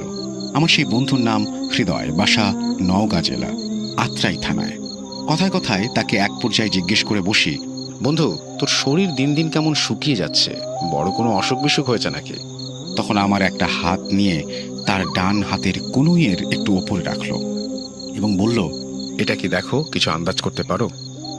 শার্টের ওপরে হাত দিয়ে আমি একটু আমতা আমতা করে বলি, মনে হচ্ছে একটা তাবিজ। তখন হৃদয় বলল, হ্যাঁ বন্ধু, তাবিজ এটা। তখন একটু আগ্রহ নিয়ে জিজ্ঞেস করলাম, কিসের তাবিজ এটা? তখন হৃদয় বলল, আমার উপর ব্ল্যাক ম্যাজিক করা হয়েছে। আমি তখন মনে মনে একটু খুশি হলাম, কিন্তু মেঘ না চাইতে বৃষ্টি। অনেক দিন থেকে একটা ব্ল্যাক ম্যাজিকের ঘটনা খুঁজছিলাম ভূত চটকমে পাঠানোর জন্য। আমি হৃদয়কে বেশ আগ্রহ নিয়ে বললাম, তোমার সাথে কি হয়েছে বিস্তারিত বলো তো। হৃদয় বলতে শুরু করলো। আমি হৃদয়কে থামিয়ে দিলাম। রাস্তায় দাঁড়িয়ে না শুনে চলো বর্ণালীতে চায়ের দোকানে গিয়ে চা খেতে খেতে তোমার ঘটনা শুনবো। এই বর্ণালীতে এসে 2 কাপ চা নিয়ে রেল লাইনের পাশে 2টা চেয়ার নিয়ে বসলাম। হৃদয় তখন চায়ের কাপে চুমুক দিতে দিতে ঘটনা বলা আরম্ভ করলো। হৃদয় যেভাবে বলেছে আমিও সেভাবেই বলছি। আসলে আমার জীবনে ছোটবেলা থেকে এরকম অনেক ঘটনা হয়েছে। আমাদের খুব কাছের একটা মানুষ আমার উপরে কালো জাদু করেছিল, যার জন্য আমার শরীরের এই অবস্থা দেখছো। আর যে তাবিজটা, সেটাও ওই জন্য বাধা। যেন আমি একবার কালো জাদু শিখতে গিয়েছিলাম। বাদ দাও সেসব কথা। কালো জাদু শিখতে গিয়ে কি হয়েছিল সেসব পরে একদিন বলবো। এখন শোনো আমার উপরে কিভাবে কালো জাদু করা হয়েছিল। সময় 2018। আমি তখন এসএসসি পাশ করে রাজশাহীতে তোমাদের সাথে ডিপ্লোমা ইঞ্জিনিয়ারিংয়ে ভর্তি হয়েছি। ছুটিতে গ্রামের বাড়িতে যাওয়ার পর দেখি আমার বড় মা, মানে আমার বড় চাচার বউ, নানা রকমের পিঠা, অনেক ধরনের তরকারি তৈরি করে আমাদের বাড়িতে নিয়ে যেত। মা সেগুলো আমাকে খেতে দিত না। আমি যদি মাকে জিজ্ঞেস করতাম কেন খেতে দিবা না, কি সমস্যা, মা কিছু বলতো না, কিন্তু খেতে দিত না। এমনি এক ছুটিতে গ্রামের বাড়িতে গিয়েছি। আমার বড় মা আমাকে এসে বলছে, বাবা হৃদয়, আমাকে একটা কবুতরের বাচ্চা জবাই করে দাও তো। আমি তার কথা মতো জবাই করে দিয়েছি। রাতের বেলা সেই কবুতরের মাংসের একটু তরকারি আমাদের বাড়িতে দিয়ে যায়। মা আমাকে কিছুতেই খেতে দেবে না। কবুতরের মাংস ছিল আমার খুব পছন্দের, তাই 2 টুকরা মাংস খেয়ে নেই। তারপর 10 থেকে 15 দিন পর মূলত আসল সমস্যা শুরু হয়। এক রাতে শুয়ে শুয়ে ফোনে ফেসবুক দেখছিলাম। হঠাৎ আমার রুমের পশ্চিমের জানালার কাছ থেকে কড়মড় কড়মড় শব্দ শুনতে পাচ্ছি। প্রথমে ভেবেছিলাম কুকুর হয়তো হাড় চিবাচ্ছে, কিন্তু একটু পর ক্রমশ এই শব্দ বেড়ে যাচ্ছে। এক সময় জানালার কাছে গেলে বুঝতে পারি পশ্চিমের জানালা থেকে দক্ষিণের জানালায় কে যেন হেঁটে চলে গেল, এবং দক্ষিণের জানালা তো কেউ যেন দাঁড়িয়ে আছে, মহিলা বা পুরুষ, এবং মহিলা বা পুরুষ মিশ্রিত কর্কশ একটা কণ্ঠস্বর শুনতে পেলাম। শব্দ শুনতে পাচ্ছিস? শব্দ ঠিক এইভাবেই কড়মড় করে হাড় চিবিয়ে খাবো। আমি প্রথমে ভেবেছিলাম কেউ হয়তো দুষ্টুমি করে আমাকে ভয় দেখাচ্ছে। সেদিন রাতে শুয়ে পড়ি, আর কোনো সমস্যা হয়নি। কিছুদিন পর এক রাতে হঠাৎ বাথরুমে যাওয়ার জন্য রুম থেকে বের হয়েছি। বলে রাখা ভালো, আমাদের বাড়ির চারিদিকে প্রাচীর দিয়ে ঘেরা, বাথরুমও বাড়ির ভেতরে, কিন্তু বাড়ির আঙিনায় টিউবওয়েল। বাথরুম থেকে বের হয়ে হাত মুখ ধোয়ার জন্য যেই টিউবওয়েলের কাছে হাতল ধরেছি, তখন আমার চোখ ওপরে যায়। আমি যা দেখি কোনো মানুষ যেন তা না দেখে, এবং দেখতে চাইবে না, কোনো মানুষ সেটি দেখার জন্য প্রস্তুত নয়। আমি দেখি একটি বিশাল কালো অবয়ব দাঁড়িয়ে আছে, তার এক পা বাথরুমের ছাদে, অন্য পা প্রাচীরের চালের ওপরে, এবং আশ্চর্যজনক বিষয় হলো তার চুলগুলো একবার মহিলাদের মতো কোমর পর্যন্ত নেমে আছে, পরক্ষণে আবার চুলগুলো ছোট পুরুষের মতো লাগছে, এবং তার চোখগুলো কেমন যেন গোলাকার এবং একটু মনে হচ্ছে জলজল করছে, এরকম তার চেহারা, এবং বিদঘুটে একটা আকৃতি তার। এটা দেখার পর আমার শির দ্বারা দিয়ে যেন হিমেল স্রোত বয়ে গেল। আমি এটা দেখে এক দৌড়ে ঘরে চলে গেলাম। আমি আগেই বলেছি কালো জাদু শিখতে গিয়েছিলাম, এইগুলোর সাথে কিছুটা হলেও পরিচিত, তাই খুব একটা আমলে নিয়েছিলাম না। পরদিন সকালে আর কোনো সমস্যা হলো না। সমস্যা শুরু হয় তার ঠিক কয়েকদিন পর। একদিন দুপুরে খাওয়ার শেষ করে কিছুক্ষণ বিশ্রাম নিয়ে প্রতিবেশী এক ভাইয়ের সাথে আমরা আত্রাই বাজারে গিয়েছিলাম ভাইয়ের এবং আমার কম্পিউটারে কিছু অ্যাক্সেসরিজ কেনার জন্য। অ্যাক্সেসরিজ কিনে বের হয়ে ভাই আর আমি আখের রস খেয়ে বাড়ির উদ্দেশ্যে একটা ভ্যান নিয়ে রওনা দেই। বাড়ি আসার পথে একটা শ্মশান পড়ে, সেটা পার হয়ে আসতে হয়। শ্মশানের কাছে আসতেই ভ্যানটা অটোমেটিক বন্ধ হয়ে যায়। তখন মাত্র দুপুর গড়িয়ে বিকেল হয়েছে। ভ্যানটা ছিল ব্যাটারি চালিত। ভ্যানওয়ালা ভ্যান থেকে নেমে বলল, ভাই, ভ্যানের পিকআপ নষ্ট হয়ে গেছে, আর যাওয়া যাবে না, আপনারা অন্য একটা ভ্যান নিয়ে চলে যান। তখন ভ্যান থেকে নেমে হেঁটে আসার সময় মনে হলো আমাকে কে যেন কেউ মাটিতে ঠেসে ধরেছে, মনে হচ্ছে মাটির ভেতরে ঢুকিয়ে দেবে। আমার পা সামনের দিকে যাচ্ছে না, কোনো এক অদৃশ্য শক্তি আমার পা দুটোকে মাটির ভেতরে ঢুকিয়ে নেবার চেষ্টা করছে এবং আমার একটা টান অনুভব করছি। কোনো রকম বড় ভাইয়ের কাঁধ ধরে অনেক কষ্ট করে হিঁচড়ে পিচড়ে শ্মশান পার হতে না হতেই আমার পায়ের শক্তি ফিরে এলো। তখনও মাথাটা ঝিমঝিম করছিল। ভাবলাম চা খেলে যদি মাথার ঝিমঝিম ভাবটা কেটে যায়। তাই পাশের দোকানে বসে চা খেয়ে অন্য একটা ভ্যান নিয়ে বাসায় চলে আসি। বাসায় এসে রুমে ঢুকে শুয়ে পড়ি। কিছুক্ষণ পর আমার পুরো শরীরে ঝাঁকুনি দিয়ে জ্বর আসে এবং 3টা কম্বল নিয়ে শুয়ে থাকার পরেও যেন শীত কমছে না। ছোট বোন আমার রুমে আমাকে ডাকতে আসে এবং এই অবস্থা দেখে এক দৌড়ে মাকে ডেকে নিয়ে আসে এবং মা এসে আমাকে জিজ্ঞেস করলো কি হয়েছে। আবার বাবাকে গিয়ে বলে, দেখো তো ছেলেটা বাইরে থেকে উল্টাপাল্টা কিছু খেয়ে এসেছে নাকি। বাবা এসে আমাকে জিজ্ঞেস করে, কি খেয়েছিস বাইরে গিয়ে? আখের রস আর চা খেয়েছি। তখন বাবা চিন্তা করেন এসব হওয়ার কারণ কি। তখন আমি বাবাকে আমার সাথে এতদিন ঘটে যাওয়া সব ঘটনা খুলে বলি। বাবা একটা হুজুরের কাছে নিয়ে যান আমাকে। হুজুর এসে আমাকে ঝাড়ফুঁক করে এবং একটা তাবিজ দিয়ে চলে যান। কিন্তু কয়েকদিন পর আমার অবস্থার একটু উন্নতি হয় না, বরং অবনতি হতে থাকে। শরীর শুকিয়ে যায়, মনে হচ্ছে হাড্ডির ওপর শুধু চামড়ার প্রলেপ, আর চোখগুলো গর্তের ভেতরে চলে গেছে। চোখের নিচ দিয়ে কালি পড়ে গেছে। এগুলো দেখে আমাদের এক প্রতিবেশী বাবাকে এক হিন্দু কবিরাজের খোঁজ দেন। সেদিন বাবা সেই কবিরাজকে ফোন দিলে তিনি বলেন কোনো এক কাজের জন্য আজকে আসতে পারবে না, মোবাইলের মাধ্যমে কিছু ঝাড়ফুঁক দিয়ে দেয় এবং পরশুদিন আমাকে নিয়ে যেতে পারবে বলে জানায়। পরশুদিন কবিরাজের কাছে গেলে তিনি আমাকে দেখে প্রথমে বলেন, তোমাকে কিন্তু অনেক বাজে ধরনের কালজাদু করা হয়েছে। আমার কাছে এসেছো ভালো করেছো, আর কিছুদিন পর আসলে হয়তো তুমি বাঁচতেও পারতে না। তোমাকে নিয়ে আজ আসনে বসবো। বাবাকে কিছু টাকা দিতে বলেন, যেটা দিয়ে কিছু জিনিস কিনতে হবে। আসনে বসে কবিরাজ যা বলেন সেটা শুনে আমার বাবা মা অবাক হয়ে যায়। আপনাদের খুব নিকটবর্তী লোক এই কাজটা করেছে এবং কোনো কিছুর সাথে খাওয়ানোর মাধ্যমে এই ব্ল্যাক ম্যাজিকটি করা হয়েছে। কবিরাজ কিছু ওষুধ দেন, মাকে বলে এই ওষুধগুলো বেটে খাইয়ে দিতে। খাওয়ানোর 1 ঘন্টার মধ্যে প্রচুর পরিমাণে বমি হয় এবং আমার বাথরুমে যেতে হয় বারবার। তারপর আমরা বাসায় চলে আসি। এসে গোসল করি, মা ওষুধগুলো বেটে আমাকে খাওয়ায়। আনুমানিক 30-40 মিনিট পর আমার আবারও বাথরুম হয়। বাথরুম থেকে বের হওয়ার পরে ফ্রেশ হয়ে ঘুমিয়ে পড়ি। রাত 11টার সময় ঘুমাই এবং পরের দিন সকাল 11টার সময় ঘুম থেকে উঠি। কবিরাজ আগেই মাকে বলে দিয়েছিল ঘুমানোর পর ওকে ডাকা যাবে না, 1 দিন হোক 2 দিন হোক একা একাই সে উঠবে। ঘুম থেকে ওঠার পর আমার অনেকটাই ভালো লাগছিল, মনে হলো আমি একদম সুস্থ হয়ে গেছি। এই বলে হৃদয় চুপ করে গেল। কি ভাবছেন ঘটনা এখানেই শেষ? আমিও ভেবেছিলাম, কিন্তু অনেকটা বাকি আছে এখনো। হৃদয় আবারও বলতে শুরু করলো। তার কিছুদিন পর আমি রাজশাহীতে আবার ব্যাক করি। রাজশাহীতে আসার পর থেকে রাতে ঘুমাতে পারতাম না। অনেক আজে বাজে স্বপ্ন দেখতাম এবং ঘুম আসতো না। বাসায় গেলেও একই সমস্যা হতো। এভাবে 3 বছর আমি রাতে ঘুমাতে পারিনি। ফজরের আজানের পর ঘুমাতাম। এই 3টা বছর খুবই কষ্টে কেটেছে আমার। গত 6 মাস থেকে তাও একটু ঘুমাতে পারছি। আমি হৃদয়কে বললাম, কবিরাজ তো সব ঠিক করে দিয়েছিল, তাহলে ঘুমাতে পারতে না কেন? এটা আবার কি ধরনের সমস্যা? হৃদয় একটা দীর্ঘশ্বাস ফেলে বলতে লাগলো, রাতে ঘুমাতে না পারার কষ্ট নিয়ে 3 বছর কাটিয়েছি আমি এবং আমার বাসার মানুষ সবাই জানতাম সমস্যার সমাধান হয়ে গেছে। একদিন মাকে বললাম রাতে ঘুমাতে পারি না। মা তখন আমাদের পাশের গ্রামের একটা হুজুরকে ডেকে নিয়ে আসেন। হুজুর আসার পরে বাসায় ঢোকার সময় বলেন, এই ছেলের উপর ব্ল্যাক ম্যাজিক করা হয়েছে। খাবারের মাধ্যমে যে ব্ল্যাক ম্যাজিক করা হয়েছে, যে কবিরাজের কাছে গিয়েছিলেন ওই কবিরাজ শুধু খাবারের মাধ্যমে যেই ব্ল্যাক ম্যাজিক করা হয়েছিল সেটা পেট থেকে বের করতে পেরেছে, কিন্তু আপনাদের বাসায় আরো কয়েকটা সমস্যা আছে। এই বলে কবিরাজ আমাদের বাসায় টানা 21 দিন রিচুয়াল করেন এবং আমাদের বাসা থেকে 21 দিনে 5 রুম থেকে 5টা এবং প্রাচীর থেকে 1টা এবং বাথরুম থেকে 1টা, মোট 7টা তাবিজ সংগ্রহ করেন এবং তা নষ্ট করে দেন। পরে আমাকে একটা তাবিজ তৈরি করে দেন, বর্তমানে যেটা আমার হাতে বাঁধা আছে। এই তাবিজ নেওয়ার পর থেকে আমি রাতে কিছুটা হলেও ঘুমাতে পারছি। এই বলে হৃদয় তার ঘটনা শেষ করে। আমার কাছ থেকে বিদায় নিয়ে বাসার উদ্দেশ্যে রওনা দেয়। আমিও চায়ের বিল মিটিয়ে রিক্সা নিয়ে বাসায় চলে আসলাম এবং ভাবতে লাগলাম মানুষ কতটা নিষ্ঠুর হলে এই ধরনের নিকৃষ্ট কাজ করতে পারে। এই ঘটনাটি প্রচার করলে আমাকে অবশ্যই জানাবেন। ঘটনাটি 100% সত্য। কেউ সত্যতা যাচাই করতে চাইলে আমার সাথে যোগাযোগ করতে পারেন। এবং ব্ল্যাক ম্যাজিক, বন্ধুর ব্ল্যাক ম্যাজিক শিখতে গিয়ে কি সমস্যা হয়েছিল সেটা শোনার আগ্রহ দেখায় যদি কেউ, তাহলে অবশ্যই সেটা শেয়ার করব। শাকিল আহমেদ, রাজশাহী নিউ মার্কেট ষষ্ঠীতলা থেকে লিখেছেন এই ঘটনাটি। আমি বলবো যে আপনারা যারা ব্ল্যাক ম্যাজিক নিয়ে কি হয়েছিল তার সেই অভিজ্ঞতার কথা শুনতে চান, তারা অবশ্যই কমেন্ট সেকশনে গিয়ে লিখুন।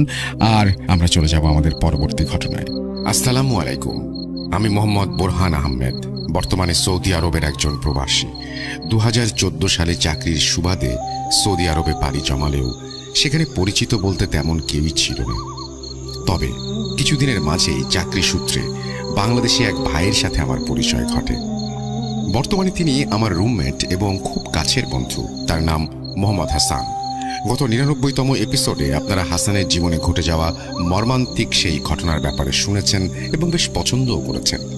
তাই গত বছরে রোজার ঈদে অফিস থেকে ছুটি পেয়ে যখন দেশে ফিরলাম, তখন হাসানকে বলেছিলাম আশেপাশের এলাকা থেকে ভূত.com এর জন্য কিছু ঘটনা সংগ্রহ করতে। বরাবরের মতো এবারও হাসান আমাকে নিরাশ করেনি। হাসানের বেড়ে ওঠা সিলেটের কানাইঘাট থানার কালীগঞ্জ উপজেলার সীমান্তবর্তী কোনো গ্রামে। ঘটনাটি আমাকে ঠিক যেভাবে বলেছে সেভাবে আমি বলার চেষ্টা করছি। 29 সেপ্টেম্বর 2007 পরন্ত বিকেল। নদীর পাড়ের শ্মশানঘাট থেকে ভেসে আসছে করুণ সুরে আর্তনাদ করতে থাকা 3টি পুরুষ কণ্ঠ। সেই আর্তনাদে মুহূর্তেই শ্মশানের চারপাশ যেন জনসমুদ্রে রূপান্তরিত হল। উৎসুক জনতার ভিড় ঠেলে এগিয়ে যেতেই দেখা মিলল খুব পরিচিত তবে হৃদয় ভাঙা মলিন 3খানা মুখ, চেয়ে আছে চিতার উপরে দাও দাও করে জ্বলতে থাকা এক গোলাকৃতি বস্তুর দিকে। তাদের মধ্যে একজন খুব তাড়াহুড়ো করে নদী থেকে জল এনে দাও দাও করে জ্বলতে থাকা বস্তুটির উপর ঢেলে দিয়ে সেটাকে নিজের শার্টের কাপড়ে পেঁচিয়ে হুড়মুড়িয়ে রওনা দেয় অজানা গন্তব্যে। কি এমন ছিল সেই গোলাকৃতি বস্তুটির মাঝে যা নিয়ে তাদের এত আর্তনাদ? জানতে হলে একটু অপেক্ষা করতে হবে। আমি মারা গেলে আমাকে কবরে নিস না, আমার লাশটা শ্মশানে নিয়ে পুড়িয়ে দিস। ভাই, কখনো কি শুনেছেন কোনো মুসলমানের সন্তান এই ধরনের নাজায়েজ কথা বলে? জানি শুনেননি, কিন্তু এই উক্তিটি আমি কেন আপনাকে বললাম জানেন? শুনুন বলছি। মোহাম্মদ আব্দুল করিম আমার নানার নাম। যেমন ধার্মিক তেমনই দয়ালু ব্যক্তি ছিলেন আমার নানা। মহান আল্লাহর দয়ায় অনেক ধন সম্পদের মালিক ছিলেন তিনি। ঘটনা পরিক্রমায় ওনার 2জন স্ত্রী ছিলেন। মূলত অসহায়কে নতুন রূপে জীবন ফিরিয়ে দিতেই প্রথম স্ত্রীর অনুমতিতে দ্বিতীয় বিয়ে করেছিলেন তিনি। আমার নানার প্রথম পক্ষের সন্তান বলতে ছিলেন 3 জন। আমার মা, আমার 2 মামা, মোহাম্মদ আব্দুল কাদের ও মোহাম্মদ রফিক।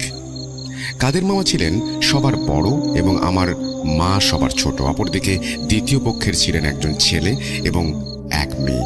যদিও আমার নানা তার 2 পরিবারের জন্য আলাদা বাসস্থানের ব্যবস্থা করেছিলেন, তবুও 2 পরিবারের সবাই সবার সাথে খুব সৌহার্দ্যপূর্ণ আচরণই করত এবং বেশ মিলেমিশেই চলত। তবে নানা তার বেশিরভাগ সময় আমার নানুর বাড়িতেই কাটাতেন, অর্থাৎ তার প্রথম পক্ষে স্ত্রীর বাড়িতেই থাকতেন। একটা সময় আমাদের কালীগঞ্জ উপজেলায় হিন্দু সম্প্রদায়ের অনেক লোকের বসবাস ছিল।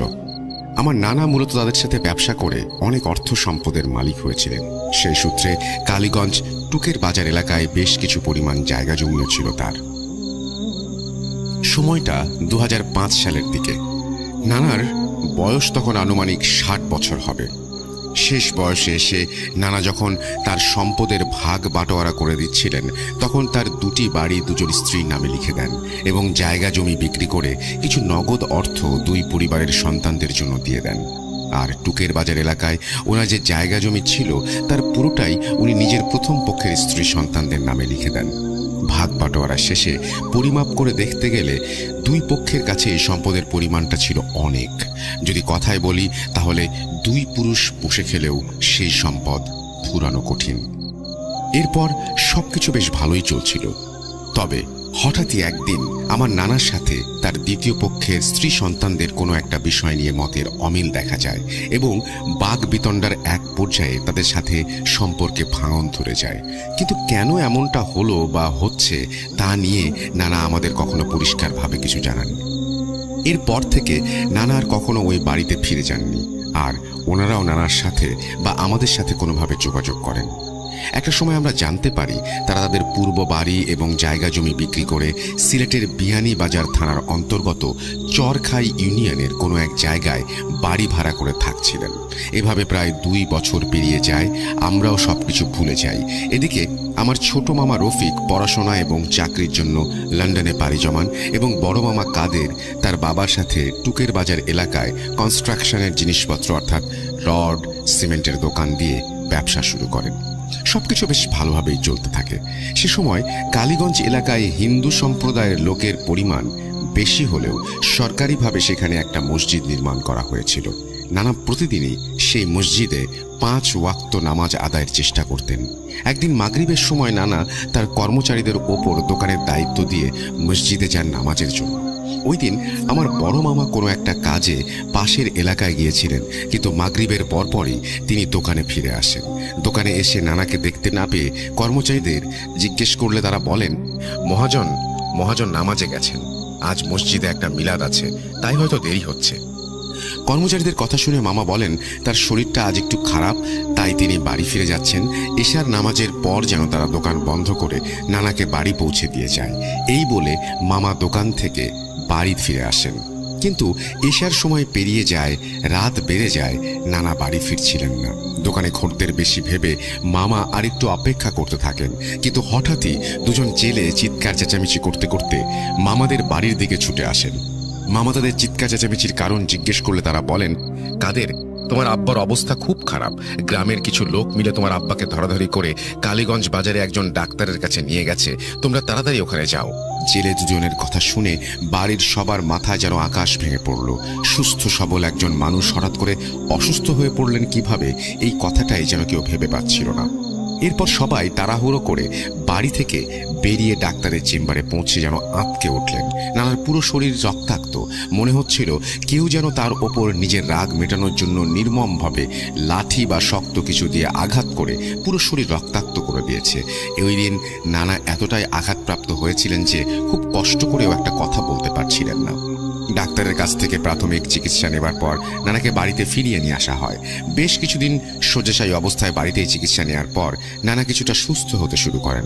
নানাকে সুস্থ অবস্থায় দেখে কাদের মামা তাকে জিজ্ঞেস করেন ঠিক কি হয়েছিল সেই রাতে, আর কেই বা এমন করেছিল তার সাথে।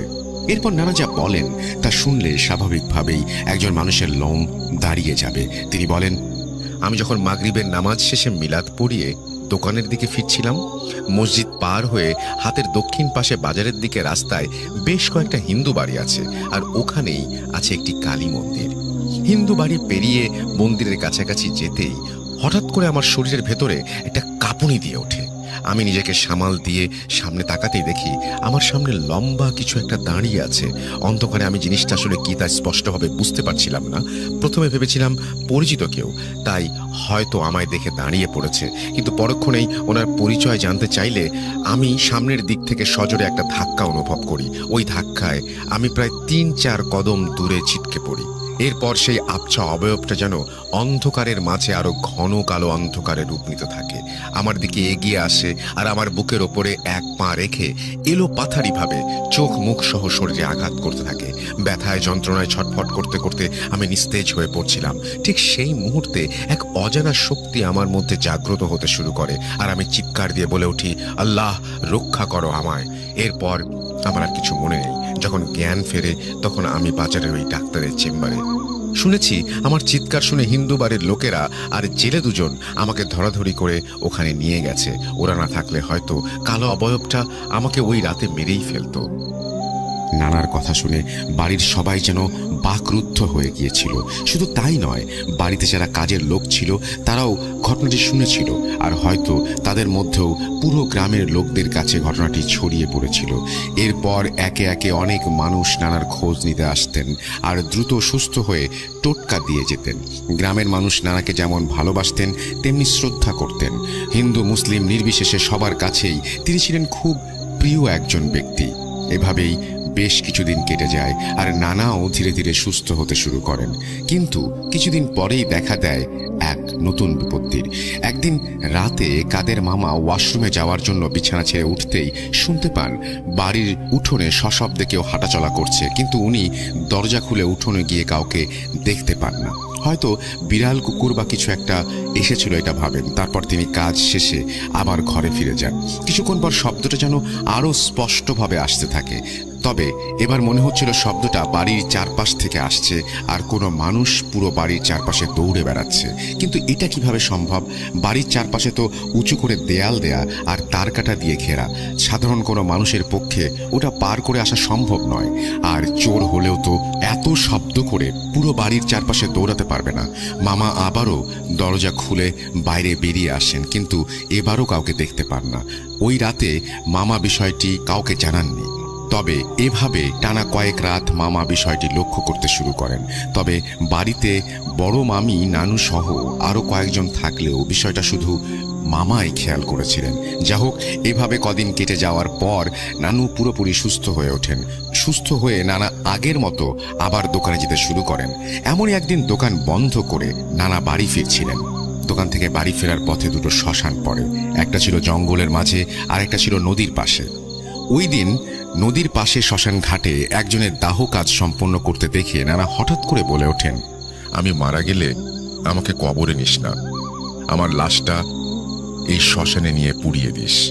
নানার কথা শুনে কাদের মামা যেন চমকে ওঠেন। খাঁটি মুসলমান হওয়া সত্ত্বেও একজন মানুষ কিভাবে কথাটি বলতে পারে তা ভেবেই মামা স্তব্ধ হয়ে গিয়েছিলেন। তিনি মনে মনে তওবা করে নানাকে এমনটা বলার কারণ জিজ্ঞাসা করলে কিছুক্ষণ চুপ থেকে তিনি বলেন, যেটা বললাম সেটাই করিস, আমাকে শ্মশান ঘাটে এনেই পুড়িয়ে দিস। এরপর কাদের মামা কোনো কথা না বলে একটু ভয়ে ভয়ে নানাকে ধরে বাড়ি ফিরিয়ে নিয়ে আসেন। বাড়ি ফিরে কাদের মামা নানির সাথে নানার কথাগুলো শেয়ার করলেও নানি তখন কথাটা খুব একটা গ্রাহ্য করেননি। কিন্তু এর ঠিক পরের দিন সকাল থেকে নানা অসুস্থ হয়ে পড়েন। গ্রামের ডাক্তারদের কাছ থেকে প্রাথমিক চিকিৎসা নিয়েও এবার কোনো কাজ হচ্ছিল না। পরবর্তী চিকিৎসার জন্য নানাকে সিলেটের ওসমানী মেডিকেলে ভর্তি করা হলেও বিশেষ কোনো উপকার হয়নি। নানা ধীরে ধীরে শুকিয়ে যাচ্ছিলেন আর খাওয়া দাওয়াও কমিয়ে দিয়েছিলেন। দুর্বলতার কারণে ঠিকমতো হাঁটাচলা করতে পারছিলেন না তিনি। দিন দিন অবস্থার অবনতি হতে থাকায় কাদের মামা তার ছোট ভাই রফিকের সাথে যোগাযোগ করেন এবং তাকে লন্ডন থেকে দেশে ফিরে আসতে বলেন। রফিক মামাও বিভিন্ন মাধ্যমে যোগাযোগ করে 2 সপ্তাহের মাঝে দেশে ফিরে আসেন। কিন্তু এই সময়ের মাঝে নানা আরও অসুস্থ হয়ে পড়েন। তাকে ঢাকা মেডিকেলে নিয়ে গেলেও সেখানেও ডাক্তাররা তার কোনো রোগ শনাক্ত করতে পারেননি। মাত্র 2 মাসে নানার শরীরের অবস্থা এতটাই খারাপ হয়ে গিয়েছিল যা বলার মতো না। তাকে দেখে মনে হচ্ছিল যে বহু বছর যাবৎ কোনো রোগে আক্রান্ত হয়ে চিকিৎসাহীনতায় ভুগে শরীরের এমন হাল বানিয়েছেন। একটা সময় ডাক্তাররা প্রায় সব আশা ছেড়ে দিয়ে বলেন, ওনার বয়স হয়ে গিয়েছে, তাই বার্ধক্যের কোনো রোগ দেখা দিয়েছে। আপনারা ওনাকে বাড়ি ফিরিয়ে নিয়ে যান এবং ভালোভাবে দেখাশোনা করুন, ওনার ইচ্ছেগুলো পূরণের চেষ্টা করুন। এরপর নানাকে ঢাকা মেডিকেলে ফিরিয়ে নিয়ে আসা হয়। কিন্তু ওই 2 মাসের মধ্যে নানা শুধু একটা কথাই বলতেন, শোন, তোদের উদ্দেশ্যে আমার একটাই কথা, আমি মারা গেলে আমাকে শ্মশানে নিয়ে পুড়িয়ে দিস। নানার কাছ থেকে বারবার একই কথা শুনতে শুনতে একটা সময় ছোট মামা বড় মামার সাথে আলোচনা করে বাড়িতে একজন হুজুর নিয়ে আসার কথা চিন্তা করেন। বড় মামাও এই বিষয়ে সম্মতি জানান। তাই পরদিন বিকেলেই টুকের বাজার জামে মসজিদের হুজুর সাহেবকে বাড়িতে নিয়ে আসা হয়। ইমাম সাহেব এসে নানাকে ঝাড়ফুঁক করে বিষয়গুলো বোঝার চেষ্টা করেন, কিন্তু তিনিও কিছু বুঝতে পারেন না। বরং বলেন, ওনার মতো একজন ধর্মভীরু এবং সৎ মানুষের সাথে কে এমন শত্রুতা করবে, আর শেষ বয়সে কেই বা তার ক্ষতি করতে চাইবে। এরপর আরও কিছু কথা বলে ইমাম সাহেব বিদায় নেন। ওই রাতে বাড়িতে ঘটে এক অদ্ভুত ঘটনা। হঠাৎ করে মাঝরাতে টিনের চালে প্রচণ্ড পরিমাণে ঢিল পড়তে শুরু করে। বাড়ির সবাই নিজ নিজ ঘর থেকে বাইরে বেরিয়ে এসে মাটিতে কেন ঢিল পড়ছে দেখতে থাকেন, কিন্তু তখনও অনবরত টিনের চালে ঢিল পড়েই যাচ্ছে। তারপর থেকেই বাড়ির সবাই বুঝতে পারেন যে তাদের সাথে অতি প্রাকৃত কিছু ঘটছে। ওই রাতে সবাই এক ঘরে থেকে কোনো মতে রাতটা পার করবেন। পরদিন ফজরের আজান দিতেই বড় মামা আর ছোট মামা বাজারের মসজিদের সেই ইমাম সাহেবের সাথে দেখা করেন এবং সব ঘটনা খুলে বলে ভালো একজন হুজুরের সন্ধান চান। সবকিছু শোনার পর ইমাম সাহেব একজন হুজুরের খোঁজ দেন, যার বাড়ি ছিল পিরোজপুর এলাকায়। ইমাম সাহেবের কাছ থেকে সব তথ্য নিয়ে মামা সেই হুজুরের সাথে দেখা করার জন্য পিরোজপুরের উদ্দেশ্যে রওনা দেন এবং সৌভাগ্যক্রমে তার সাথে দেখাও হয়। পরবর্তীতে হুজুরকে সবটা জানানো হলে তিনি বাড়িতে গিয়ে এক রাত থাকার অনুমতি চেয়ে নেন এবং মামাদের সাথে নিয়ে সেদিনই উপস্থিত হন। মাঝরাত সবাই হুজুরের সাথে বাড়ির ভেতরে বসে কোনো এক বিষয়ে কথা বলছিলেন। ঠিক তখনই হঠাৎ করে বাড়ির চারপাশে ঘূর্ণিঝড়ের মতো পরিবেশ সৃষ্টি হয়। মনে হচ্ছিল ঘূর্ণিঝড়টা যেন মুহূর্তের মধ্যে সবকিছু লণ্ডভণ্ড করে দেবে। এমন সময় হুজুর বাইরে বেরিয়ে গিয়ে আমাদের সবাইকে বাড়ির ভেতরে থাকতে বলেন আর দরজা জানালা বন্ধ করে দিতে বলেন। প্রায় ঘণ্টাখানেক পর ঝড় থেমে গেলে হুজুর ক্লান্ত পরিশ্রান্ত অবস্থায় বাড়ির ভেতরে প্রবেশ করেন। কাদের মামা তাকে ধরাধরি করে ভেতরে নিয়ে এসে বসালে তিনি যা বলেন তা ছিল শ্বাসরুদ্ধকর। তিনি বলেন, তোমার আব্বাকে খুব মারাত্মকভাবে কালো জাদু করা হয়েছে। আমি যা ভেবেছিলাম তার থেকে 100 গুণ শক্তিশালী এই জাদু। আমি কখনো কল্পনা করিনি একজন মানুষ তার নিজের আক্রোশ মেটাতে অন্যের ওপর এত জঘন্যভাবে কালো জাদু করতে পারে। কথাটি শুনে পুরো বাড়ি কয়েক মুহূর্তের জন্য নিস্তব্ধ হয়ে গিয়েছিল। আমার নানি হুজুরকে জিজ্ঞাসা করেন কে এই কালো জাদু করেছে, কিন্তু হুজুর সে বিষয়ে কিছু বলতে পারেননি। তিনি বলেন, ওনার সাথে কার এমন শত্রুতা থাকতে পারে সেটা আপনারা খুঁজে বের করুন এবং তাকে বলুন এই জাদু কাটিয়ে দিতে, কারণ এটা আমার পক্ষে সমাধান করা সম্ভব নয়। হুজুরের সাথে কথোপকথন চলাকালীন সময়ে ছোট মামা পাশের ঘরে বসে এই সব কিছু নিয়ে চিন্তা করছিলেন। ঠিক এমন সময় হঠাৎ করে তিনি চেঁচামেচি করতে শুরু করেন। পাশের ঘর থেকে উঠে সবাই ছোট মামার ঘরে ঢুকেই দেখতে পান তিনি মাটিতে পড়ে আছেন আর তার বাম কান দিয়ে রক্ত গড়িয়ে পড়ছে। সবাই ধরাধরি করে মামাকে বিছানায় বসিয়ে দিয়ে সবটা জিজ্ঞেস করলে তিনি বলেন, আমি বিছানায় বসে বাবার বিষয়টা নিয়ে ভাবছিলাম। ঠিক এমন সময় মনে হলো কোনো আবছা কালো অবয়ব দেয়াল ভেদ করে ঘরে ঢুকে আমার দিকে এগিয়ে আসছে। আমি উঠে দাঁড়াতেই অবয়বটা আমাকে সজোরে একটা চড় মেরে মাটিতে ফেলে দেয়। ছোট মামার কথা শুনে হুজুর সবাইকে অবাক করে দিয়ে এমন কিছু রোমহর্ষক তথ্য দিয়ে যান যা শুনলে যে কারো রুহ কেঁপে উঠবে। কিন্তু সেই তথ্যগুলো আমার ঘটনার শেষে উল্লেখ করব।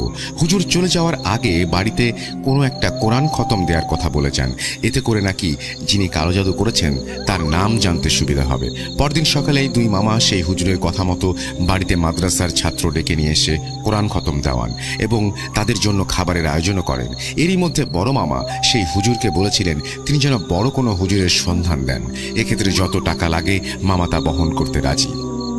কোরআন খতম দেওয়ার ঠিক পর মুহূর্তেই সেই হুজুর তার গুরুকে নিয়ে বাড়িতে উপস্থিত হন। বড় হুজুরকে সবটা জানিয়ে তার কাছে সেই কালো জাদুকারীর নাম জানতে চাইলে তিনি কি সময় চেয়ে নেন। তিনি একটা কথা খুব স্পষ্টভাবে বলেন, আপনাদের বাড়িতে 2টি জিনের বসবাস আছে। তারা খুবই শক্তিশালী এবং বরাবরই আপনাদের ক্ষতি করার সুযোগ খুঁজছে। তাদের মধ্যে একজন হিন্দু আর একজন মুসলমান, তাই আমি ফিরে না আসা পর্যন্ত খুব সাবধানে চলাফেরা করবেন। ওই দিনের পর থেকে সমস্যাগুলো ধীরে ধীরে বাড়তে শুরু করে। অসময়ে ঘরের চালে ঢিল পড়া, জিনিসপত্র ওলটপালট হয়ে যাওয়া, নুপুরের আওয়াজ, হঠাৎ করেই যেখানে সেখানে আগুন জ্বলে ওঠা, বাড়ির আশেপাশে ভয়ঙ্কর বিষধর সরীসৃপ দেখতে পাওয়া সহ নানান সমস্যা দেখা দিতে শুরু করে। এদিকে নানাও তার অসুস্থতার চরম পর্যায়ে পৌঁছে গিয়ে নিজের অন্তিম মুহূর্তের অপেক্ষা করতে থাকেন আর বারবার শুধু একটা কথাই বলতে থাকেন, আমি মরে গেলে আমাকে ওই শ্মশানে নিয়ে পোড়াস। তবে নানা সেদিন আরো কিছু অদ্ভুত কথা বলেছিলেন। তিনি হঠাৎ করে বলে ওঠেন, ও সব সময় আমাকে শ্মশানে যেতে বলে, আমাকে শ্মশানে নিয়ে যা, আমাকে শ্মশানে রেখে আয়। তোরা যদি আমাকে শ্মশানে নিয়ে না যাস দেখবি ও একদিন আমাকে নিয়ে চলে গেছে, কিন্তু ও যদি আমাকে শ্মশানে নিয়েই যায় তাহলে খুব কষ্ট দিয়ে নিয়ে যাবে, তাই তোরা নিয়ে গেলেই আমি বাঁচি। নানার কথা শুনে সবাই রীতিমতো অবাক হয়ে থাকেন। আসলে উনি কি বলতে চাইছেন, কেন বলতে চাইছেন আর বারবার একই কথা কেন বলছেন সেটা কেউ ভেবে পাচ্ছিলাম না। এভাবে 2 দিন কেটে যায়। যাওয়ার পরে বড় হুজুর তার দূতের মাধ্যমে আমাদের কিছু তথ্য দিয়ে পাঠান।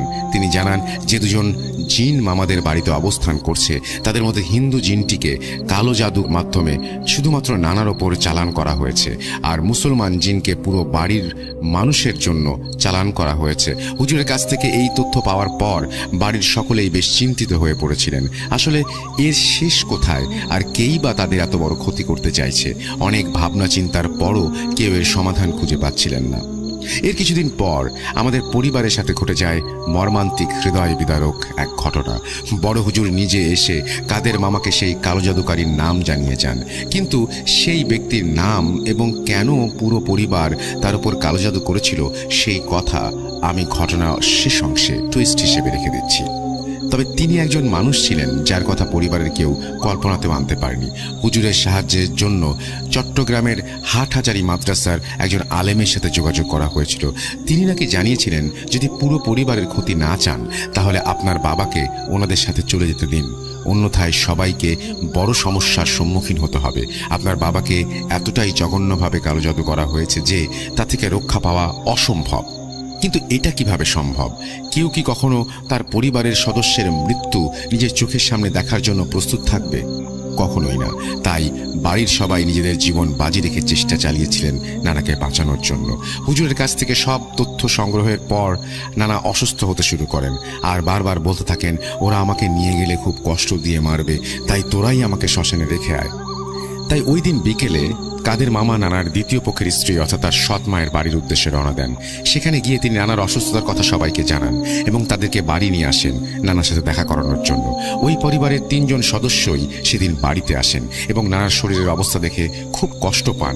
এতদিন তার সাথে কোনো প্রকার যোগাযোগ না রাখার কারণেও বেশ আফসোস করেন। কিন্তু সেই মুহূর্তে আফসোস করে আর কী বা হবে?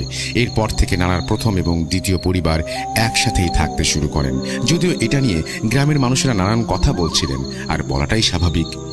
এই সব কিছুর মাঝে পুরো পরিবারকে বাঁচানোর জন্য কাদের মামা নিজের জীবন ঝুঁকির মুখে ফেলে একটা কাজ করে বসেছিলেন।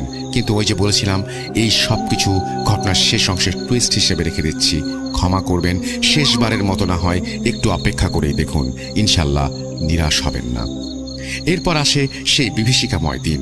হুজুর বাড়ির সবাইকে বলেছিলেন নানাকে খুব চোখে চোখে রাখতে। কালো জাদুর আলামত পাওয়ার টানা 3 মাস নানাকে চোখের আড়াল হতে দেননি কেউ। কিন্তু একদিন বিকেলে আসরের নামাজের পর বাড়ির সবাই যে যার মতো কাজে ব্যস্ত ছিলেন। এমন সময় নানি কোনো একটা কাজ করতে ঘরের ভেতরে যেতেই চিৎকার দিয়ে জ্ঞান হারিয়ে ফেলেন। নানির চিৎকার শুনে সবাই দৌড়ে ঘরের ভেতর গিয়ে যে দৃশ্যের সম্মুখীন হন তা ভাষায় প্রকাশ করা অসম্ভব। সবাই দেখেন মাথাবিহীন অবস্থায় নিথর দেহ নানা বিছানায় পড়ে আছেন, আর পুরো বিছানা সহ মেঝেতে তাজা রক্তের বন্যা বয়ে চলেছে। বাকিটুকু আপনাদের কারোরই বুঝতে আর বাকি নেই। আল্লাহ আমাদের ক্ষমা করুক। কিন্তু নিজের পরিবারের কারো সাথে এমন কোনো ঘটনা ঘটলে আপনি বা আপনার ওই মুহূর্তের অনুভূতিটা কেমন হবে ব্যক্ত করতে পারতেন? আমিও পারবো না। ওই মুহূর্তে সবাই যেন বাকরুদ্ধ হয়ে গিয়েছিল। আসলে কারো মাথাতেই আসছিল না যে কি ঘটলো এসব। কাদের মামা আর রফিক মামা কোনোভাবে নিজেদের আবেগ কষ্টকে নিয়ন্ত্রণ করে সব ঘটনা মেলানোর চেষ্টা করতে থাকেন। তারপরে হঠাৎ করে তারা খেয়াল করেন ঘরের কোথাও দেহ থেকে বিচ্ছিন্ন হয়ে যাওয়া মাথা খুঁজে পাওয়া যাচ্ছে না। অনেক খোঁজাখুঁজির পরেও যখন কোনো সন্ধান পাচ্ছিলেন না, তারা তখন আল্লাহর কাছে সাহায্য চাইতে শুরু করেন। ঠিক তখনই তার মাথায় আসে যে অসুস্থ হবার পর আব্বা সবসময় বলতেন, আমি মারা গেলে আমাকে শ্মশানে নিয়ে পড়াস। ঠিক এই কথা সূত্র ধরে ছোট মামা আর রবিউল মামা, সৎ মামা, তারা ভাবেন যদি এটা জিনের কাজ হয় তাহলে আব্বাকে ওই শ্মশানে নিয়ে গেছে। তাই আর সময় নষ্ট না করে ওনারা 3 জনই শ্মশানের দিকে দৌড় দেন। এরপরে ঘটনাগুলো কেউ আন্দাজ করতে পারেন? মনে আছে ঘটনার শুরুতে নদীর পাড়ে ওই শ্মশান ঘাট থেকে ভেসে আসা করুণ আর্তনাদ করতে থাকা 3টি পুরুষ কণ্ঠের কথা, দাও দাও করে জ্বলতে থাকা সেই গোলাকৃতি বস্তুটির কথা। জি হ্যাঁ লিসেনার্স, ওই গোলাকৃতি বস্তুটি আর অন্য কিছু নয়, ওটা ছিল একজন মানুষ, আমার নানার মাথা। ছোট মামা আব্বা আব্বা বলে আত্মচিৎকার করতে করতে চিতার ওপর থেকে কাঠগুলো সরাতে থাকেন। রবিউল মামা নদী থেকে পানি এনে আগুন নেভানোর চেষ্টা করতে থাকেন। আর এক পর্যায়ে আগুন নিভে গেলে বড় মামা তার আব্বার মাথা নিজের শার্টের মধ্যে পেঁচিয়ে ধরে রওনা দেন। আমার এখনো মনে আছে মামা বলছিলেন বাড়ি ফেরার সময় কষ্টে তার বুকটা ফেটে যাচ্ছিল। বারবার মনে হচ্ছিল তার আব্বা তাকে কানে ফিস ফিস করে বলছে, কাদের কষ্ট পাস না, কষ্ট পাস না বাবা, আমার অবর্তমানে তোর মায়ের খেয়াল রাখিস আর সবাইকে দেখে রাখিস। কিন্তু বাড়ি ফেরার সময় এমন দিনের বেলাতেই শ্মশান থেকে শিমুল গাছের দিকে তাকিয়ে তারা 3 জনই একসাথে দেখতে পান মানুষ আকৃতির জ্বলন্ত এক ছায়ামূর্তি তাদের দিকে তাকিয়ে নিকৃষ্ট হাসি হাসছে। ওই অবস্থাতেই বাড়ি ফেরার পর হুজুরকে খবর দেওয়া হয় আর একে একে লাশের গোসল, জানাজা সহ যাবতীয় কাজ সম্পূর্ণ করে দাফনের প্রস্তুতি নেওয়া হয়। ঠিক এমন মুহূর্তে হুজুর বলে ওঠেন, কাদের সাহেব, আপনাদের বিপদ এখনো কাটেনি। যদিও ওরা আপনার বাবার জীবন নিয়ে গিয়েছে, তবুও ওদের স্বার্থ এখনো হাসিল হয়নি। ওরা চায় আপনার বাবার পুরো শরীরটা নিয়ে যেতে। তাই আপনার বাবার কবরটা বাইরে না দিয়ে ঘরের ভেতরেই দিয়ে দিন। শুধু তাই নয়, কবর দেওয়ার পর সেটাকে সবসময় চোখে চোখে রাখার ব্যবস্থা করুন এবং এই ব্যাপারটা নিশ্চিত করতে হবে আপনার পরিবারকে। এরপর হুজুরের কথা মতো নানাকে বাড়ির ভেতরেই কবরস্থ করা হয়। আর দাফন কার্য সম্পন্ন হবার পর হুজুর বলে যান, নানার কবরে যেন সবসময় মোমবাতি জ্বালিয়ে রাখা হয়, নয়তো যে কোনো সময় বড় অঘটন ঘটে যেতে পারে। তারপর থেকে নানার কবরের পাশে সবসময় মোমবাতি জ্বালিয়ে রাখা হতো, আর কেউ না কেউ সেটা চোখে চোখে রাখতো। বিশেষ করে নানার দ্বিতীয় স্ত্রী সবসময় সেই কবরের পাশে বসে পাহারা দিতেন। সেই সময় আমাদের পরিবারের সাথে ঘটে যাওয়া মর্মান্তিক ঘটনা পুরো গ্রামবাসীর মাঝে আতঙ্কের সৃষ্টি করেছিল। এই ঘটনা জানার পর থেকে তারা কেউই আমার মামার বাড়িতে যেতেন না। বিকেল হলেই মানুষজন বাড়ির পাশ দিয়ে চলাচল বন্ধ করে দিতেন। এইভাবেই কেটে যায় বেশ কয়েকটা মাস। কিন্তু কি ঘটেছিল তারপরে? কালো জাদুর প্রভাবগুলো কি আস্তে আস্তে কেটে গিয়েছিল, নাকি জন্ম দিয়েছিল নতুন কোনো ঘটনার? আপনারা না হয় এই বিষয়টি নিয়ে একটু ভাবতে থাকুন, আর অপেক্ষার প্রহর কাটিয়ে আমি চলে যাই ঘটনার টুইস্টে। এই মুহূর্তে আপনাদের সবার মনেই 3টি প্রশ্ন ঘুরপাক খাচ্ছে। কে করেছে এই কালো জাদু, কেন করেছে, আর কিভাবেই বা করেছে? আপনাদের মনে আছে সেই আবছা অবয়বের জোরালো আঘাতে ছোট মামা যখন অসুস্থ হয়ে পড়েছিলেন, তখন হুজুর সবাইকে অবাক করে দিয়ে কিছু রোমহর্ষক তথ্য দিয়েছিলেন, যা শুনলে যে কারো রুহ কেঁপে উঠবে। সেই তথ্যগুলো ছিল কিভাবে নানা এবং তার পরিবারের ওপরে কালো জাদু করা হয়েছে। ওই রাতে ঘূর্ণিঝড়ের মতো আবহাওয়া বিরাজমান হওয়ার পর হুজুর যখন সবাইকে ঘরের ভেতরে থাকতে বলেন এবং বেরিয়ে যান নিজে, তখন সে নিজের আমলের মাধ্যমে বুঝতে সক্ষম হন যে কারা এই পরিস্থিতি তৈরি করেছে আর কিভাবে করেছে। পরিস্থিতি নিয়ন্ত্রণে এনে ঘরে ফিরে তিনি বলেছিলেন, আপনাদের বাড়িতে খুব বাজেভাবে 2জন জিনের বসবাস আছে। তাদের ক্ষমতা আমার তুলনায় শতগুণ বেশি।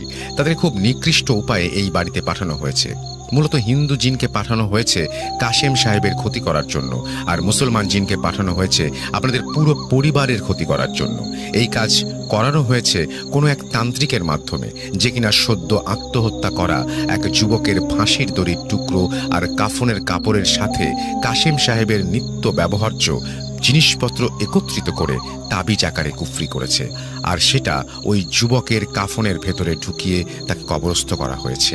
ঠিক এই কারণে মুসলমান জিনটা আপনাদের সমস্যার সৃষ্টি করছে। অন্যদিকে সদ্য প্রয়াত এক হিন্দু শিশুর লাশ দাহ করার পর তার মাথার এক পাশ থেকে চুল, কিছুটা মাংস আর কাপড় কেটে নিয়ে এই উপায়ে কুফরি করে সেটা তাবিজ আকারে লাশের ভিতরে ঢুকিয়ে দেওয়া হয়েছে।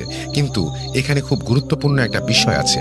আমরা সবাই জানি মাটি, পানি, বাতাস এবং আগুন, এই 4টি জিনিস খুবই পবিত্র। বিশেষ করে জাদুটোনার কাজে জিনিস আগুনে পুড়িয়ে দিলে সেটা আর কোনোভাবে কাজে লাগে না। তাহলে এক্ষেত্রে শিশুর লাশ দাহ করার পরেও কিভাবে জাদু করা হয়েছে তা আমার ঠিক জানা নেই। নিশ্চয় এখানে ত্রিপাক্ষিক কোনো বিষয় আছে। এত নিকৃষ্ট উপায়ে কালো জাদুর ব্যাপারে আমি আগে কখনো শুনিনি, আর তাই হয়তো জিনগুলো এত শক্তিশালী। এই বলে বিদায় নিয়েছিলেন হুজুর। তাহলে কি এমন দোষ করেছিলেন আমার নানা, যার কারণে তার জীবন নিতে এত নিকৃষ্ট উপায় অবলম্বন করা হলো, আর কেই বা করলো?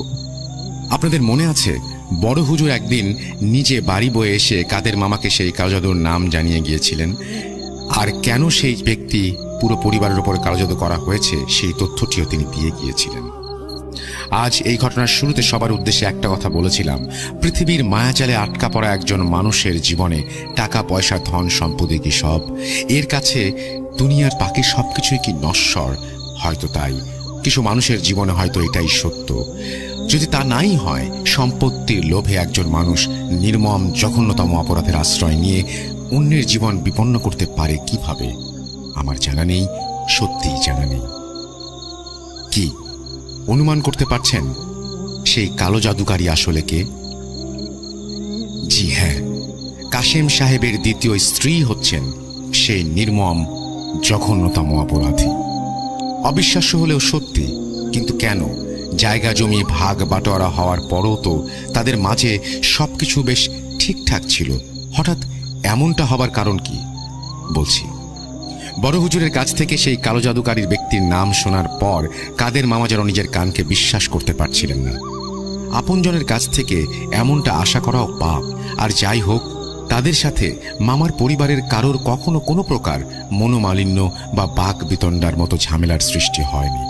তাহলে কোন রাগ অভিমানের ভিত্তিতে তারা এই কাজটি করবে, সেটাই যেন মামা ভেবে পাচ্ছিলেন না।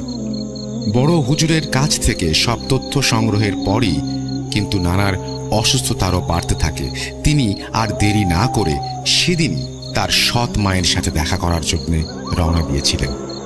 কাদের মামা আর তার সৎ মায়ের পরিবারের লোকদের মাঝে কি কি কথা হয়েছিল তা আমি ঘটনার মাঝে উল্লেখ করিনি, শুধুমাত্র ঘটনার টুইস্ট রক্ষার্থে। এবার না হয় সেই কথোপকথনে যাওয়া যাক। কাদের মামার সাথে তার সৎ মা, ভাই এবং বোনদের দেখা হবার পর তিনি খুব সম্মানের সাথে এই কথা বলতে শুরু করেন। কিন্তু একটা পর্যায়ে কাদের মামা প্রথমবারের মতো তার সৎ মাকে মা বলে সম্বোধন করেন এবং বলেন, মা, আমি জানি না আমার আব্বা আর আমাদের পুরো পরিবারের মানুষের ওপর আপনার কিসের এত রাগ, এত অভিমান, কিন্তু একজন জগৎ জননী হয়েও আপনি এই জঘন্য কাজটি কিভাবে করতে পারলেন? শুধু একবার এসে আপনার এই ছেলের কাছে আবদার করতেন, আমার সামর্থ্য মতো সবকিছু আমি আপনার চরণে এনে দিতাম। কেন করলেন এমনটা? কি দোষ করেছিলেন আমার বাবা? কালো জাদুর মতো নিকৃষ্ট একটা কাজ করে নিজের ঈমানকে বিসর্জন দিতে আপনার একটুও বাধল না? মামার করুণ কণ্ঠে চাপা অভিমানের কথাগুলো শুনেও তিনি বারবার বিষয়টি এড়িয়ে যাবার চেষ্টা করছিলেন। যে কোনোভাবেই নিজে এই কুকর্মের কথা স্বীকার করতে নারাজ ছিলেন তিনি। একটা সময় মামা তাদের অনেক জোরাজুরি করেন বাড়ি এসে নানার সাথে দেখা করার জন্য, কিন্তু তারা কিছুতে রাজি হচ্ছিলেন না। পরবর্তীতে মামা নাচর বান্দার মতো তাদের চেপে ধরায় তারা বাড়িতে আসতে রাজি হন। তখনও পর্যন্ত বাড়ির কোনো ব্যক্তি জানতেন না আসলে কালো জাদু কে করেছে। তারা তিনজনই বাড়িতে এসে সরাসরি নানার ঘরে প্রবেশ করেন আর নানাকে দেখে তাৎক্ষণিকভাবে যেন স্তব্ধ হয়ে যান। কি অবস্থা হয়েছে মানুষটার! হায় আল্লাহ, ক্ষমা করো, তুমি ক্ষমা করো। এভাবেই ক্রন্দনরত অবস্থায় আর্তনাদ করতে করতে মেঝেতে বসে পড়েন কাশেম নানার দ্বিতীয় স্ত্রী। আর এই সুযোগে বড় হুজুর একটি কোরআন শরীফ হাতে নিয়ে ঘরে ঢুকে পড়েন। নানার দ্বিতীয় পক্ষের স্ত্রী সন্তানদের এই বাড়িতে নিয়ে আসার মূল পরিকল্পনা ছিল বড় হুজুরের, যা তিনি কাদের মামাকে আগেই বুঝিয়ে দিয়েছিলেন। এরপর বড় হুজুর সরাসরি তার কাছে গিয়ে জিজ্ঞেস করেন কেন তিনি এত বড় অপরাধের আশ্রয় নিলেন, কিন্তু ওই মুহূর্তে তিনি আবারও সবকিছু স্বীকার করতে নারাজ। সে সময় বাড়িতে উপস্থিত সবাই যেন হতভম্বের মতন তাদের দুজনের দিকে তাকিয়েছিলেন, কারণ কেউ বিষয়টি কল্পনাও করতে পারেননি। ঠিক তখনই হুজুর তাদের হাতে থাকা কোরআন শরীফ সামনে এনে সেটাকে ছুঁয়ে কসম কেটে সত্যিটা স্বীকার করতে বলেন।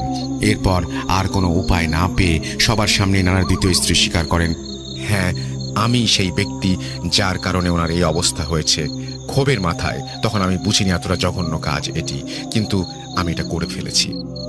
তার মুখ থেকে কথাগুলো শোনার পর হুজুর জিজ্ঞেস করেন তিনি এই কাজ যে করেছেন কার মাধ্যমে করেছেন। তখন তিনি বলেন, জমি জমা ভাগাভাগির সময় সবাইকে সমানভাবে সবকিছু ভাগ করে দিলেও শেষ মুহূর্তে টুকের বাজারের জমির কোনো অংশ আমাদের দেয়া হয়নি। এটা অন্যায়। ওখানে তো কম পরিমাণ জমি ছিল না, তাহলে কেন আমাদের বঞ্চিত করা হলো? আমরা কি প্রাপ্য ছিলাম না? শুধু কি দ্বিতীয় পক্ষ বলেই আমাদের সাথে এমনটা করা হলো?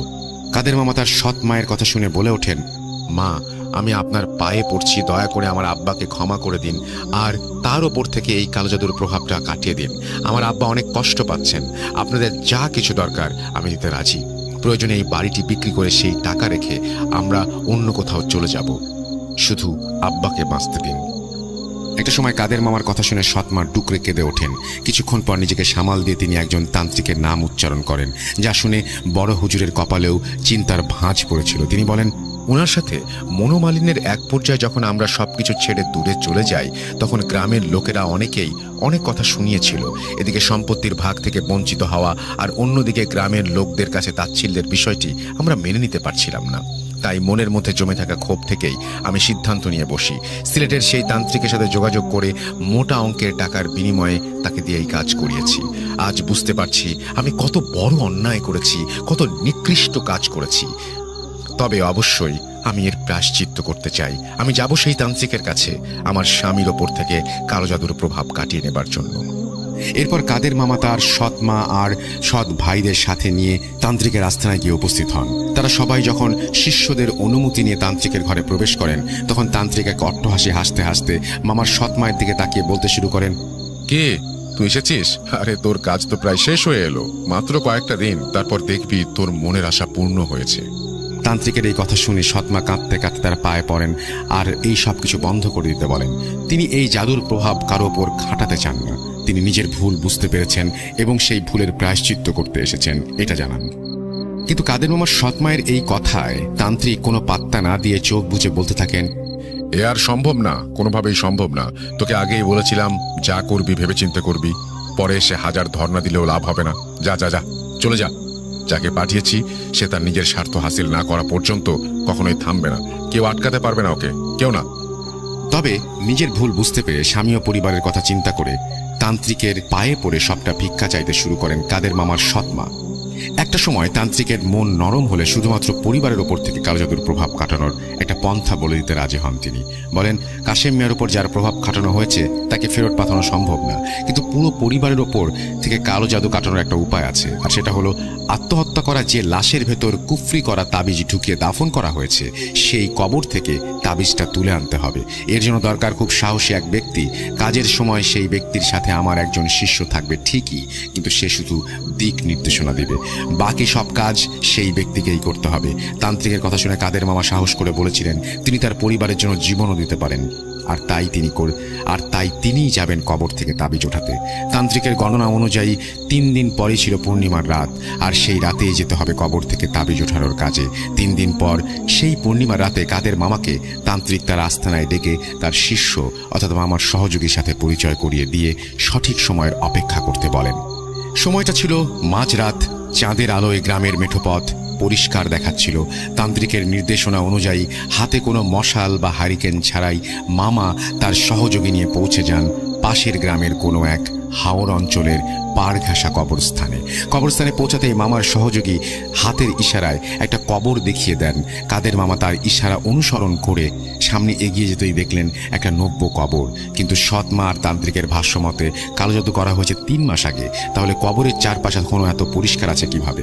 মামা ভেবেছিলেন তারা যে কবরের সন্ধানে গিয়েছেন তার উপর হয়তো নতুন করে আরও একটি কবর দেওয়া হয়েছে।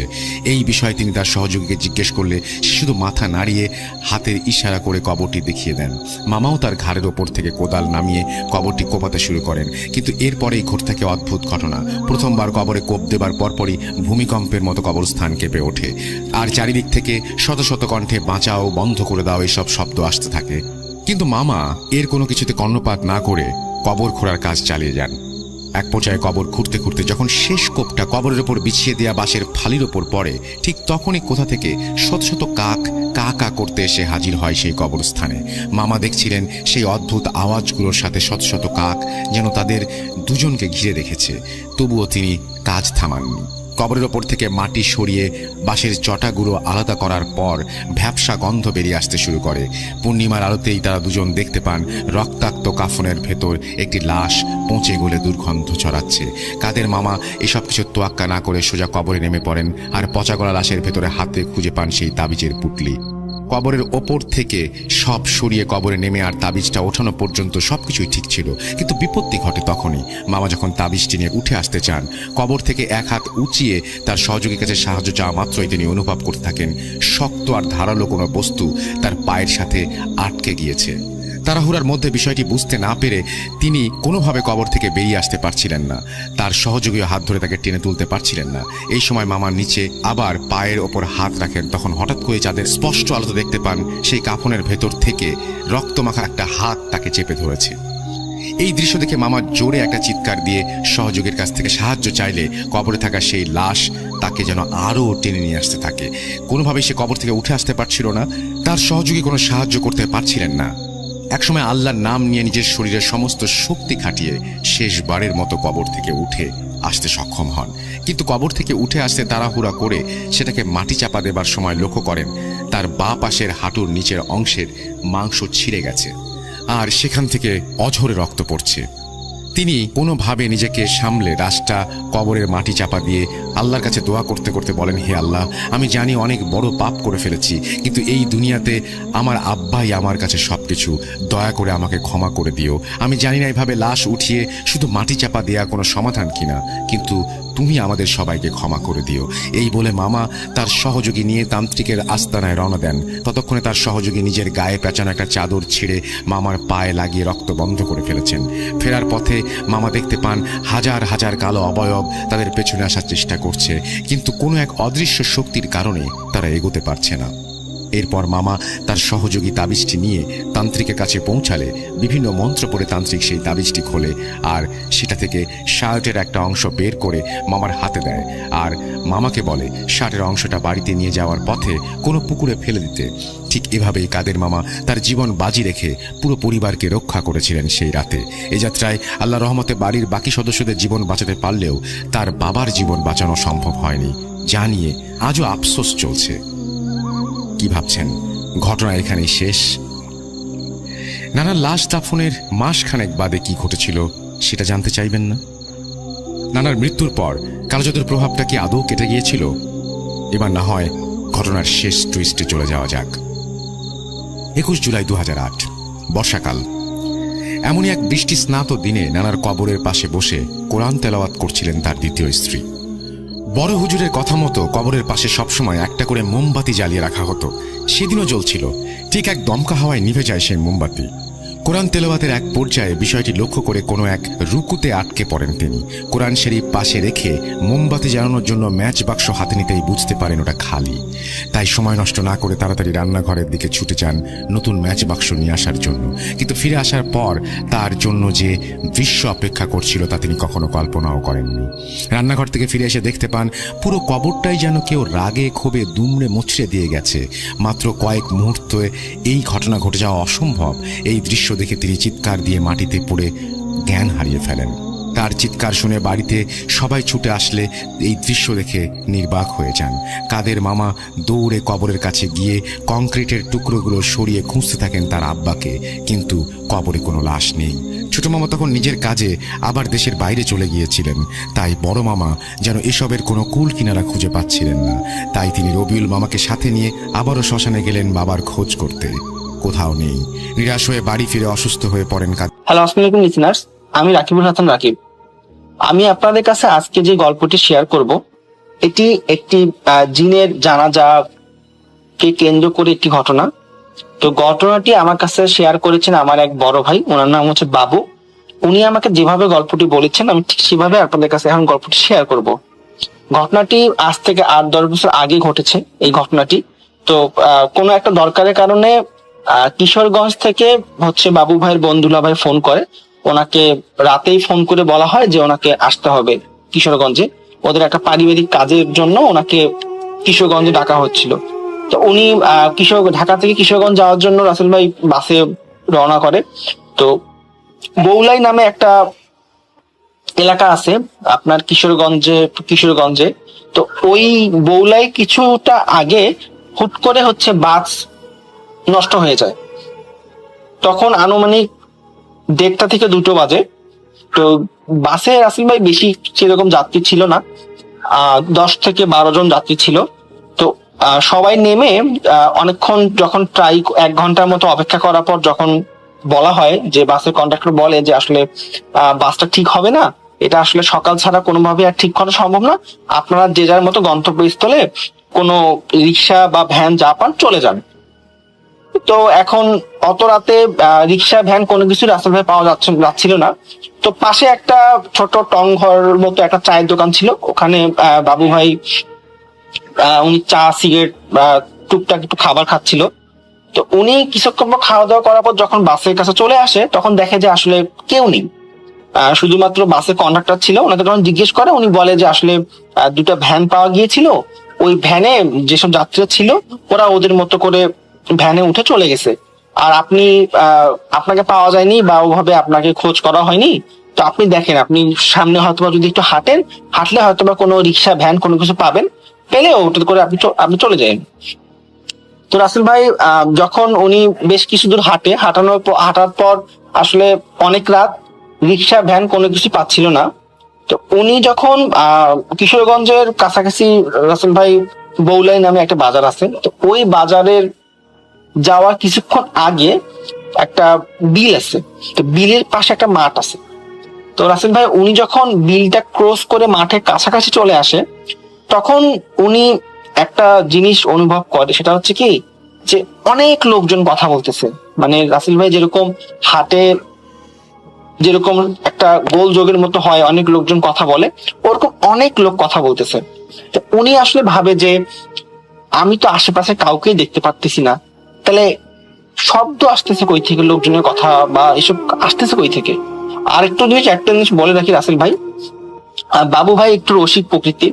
উনি আসলে যে কোনো কারোর সাথে কথা বললে একটু মজা করে কথাবার্তা বলে। তো উনি আসলে বুঝতে পারে যে গোলযোগ হচ্ছে, যে মানুষের কথাবার্তা গুলো হচ্ছে, এটা আসলে মাঠ থেকে মানে শব্দটা আসতেছে। তো ওনার কাছে একটা লাইট ছিল, উনি ওই লাইটটা যখন জ্বালিয়ে দেখে যে আসলে মাঠে কে আছে না আছে, বা একটু কথাবার্তা বলবে, যে ওনার ওনার যেহেতু ওনার হেল্পের প্রয়োজন আছে। তো উনি আসলে, এখানে একটা ইন্টারেস্টিং ব্যাপার হয় রাসেল ভাই, সেটা হচ্ছে উনি যখন লাইটটা যখন ওপেন করে, আসলে লাইটের আলোটা বেশি দূর যেতে পারছে না। মানে মনে হচ্ছে যে সামনে কোনো একটা দেয়াল বা কাপড় কোনো কিছু আছে, এই জন্য লাইটের আলোটা বেশি দূর যেতে পারছে না। এবং ওই সময় রাসেল ভাই এমন না যে কোনো কুয়াশা ছিল, কুয়াশার জন্য লাইটের আলো বেশি দূর যাচ্ছে না।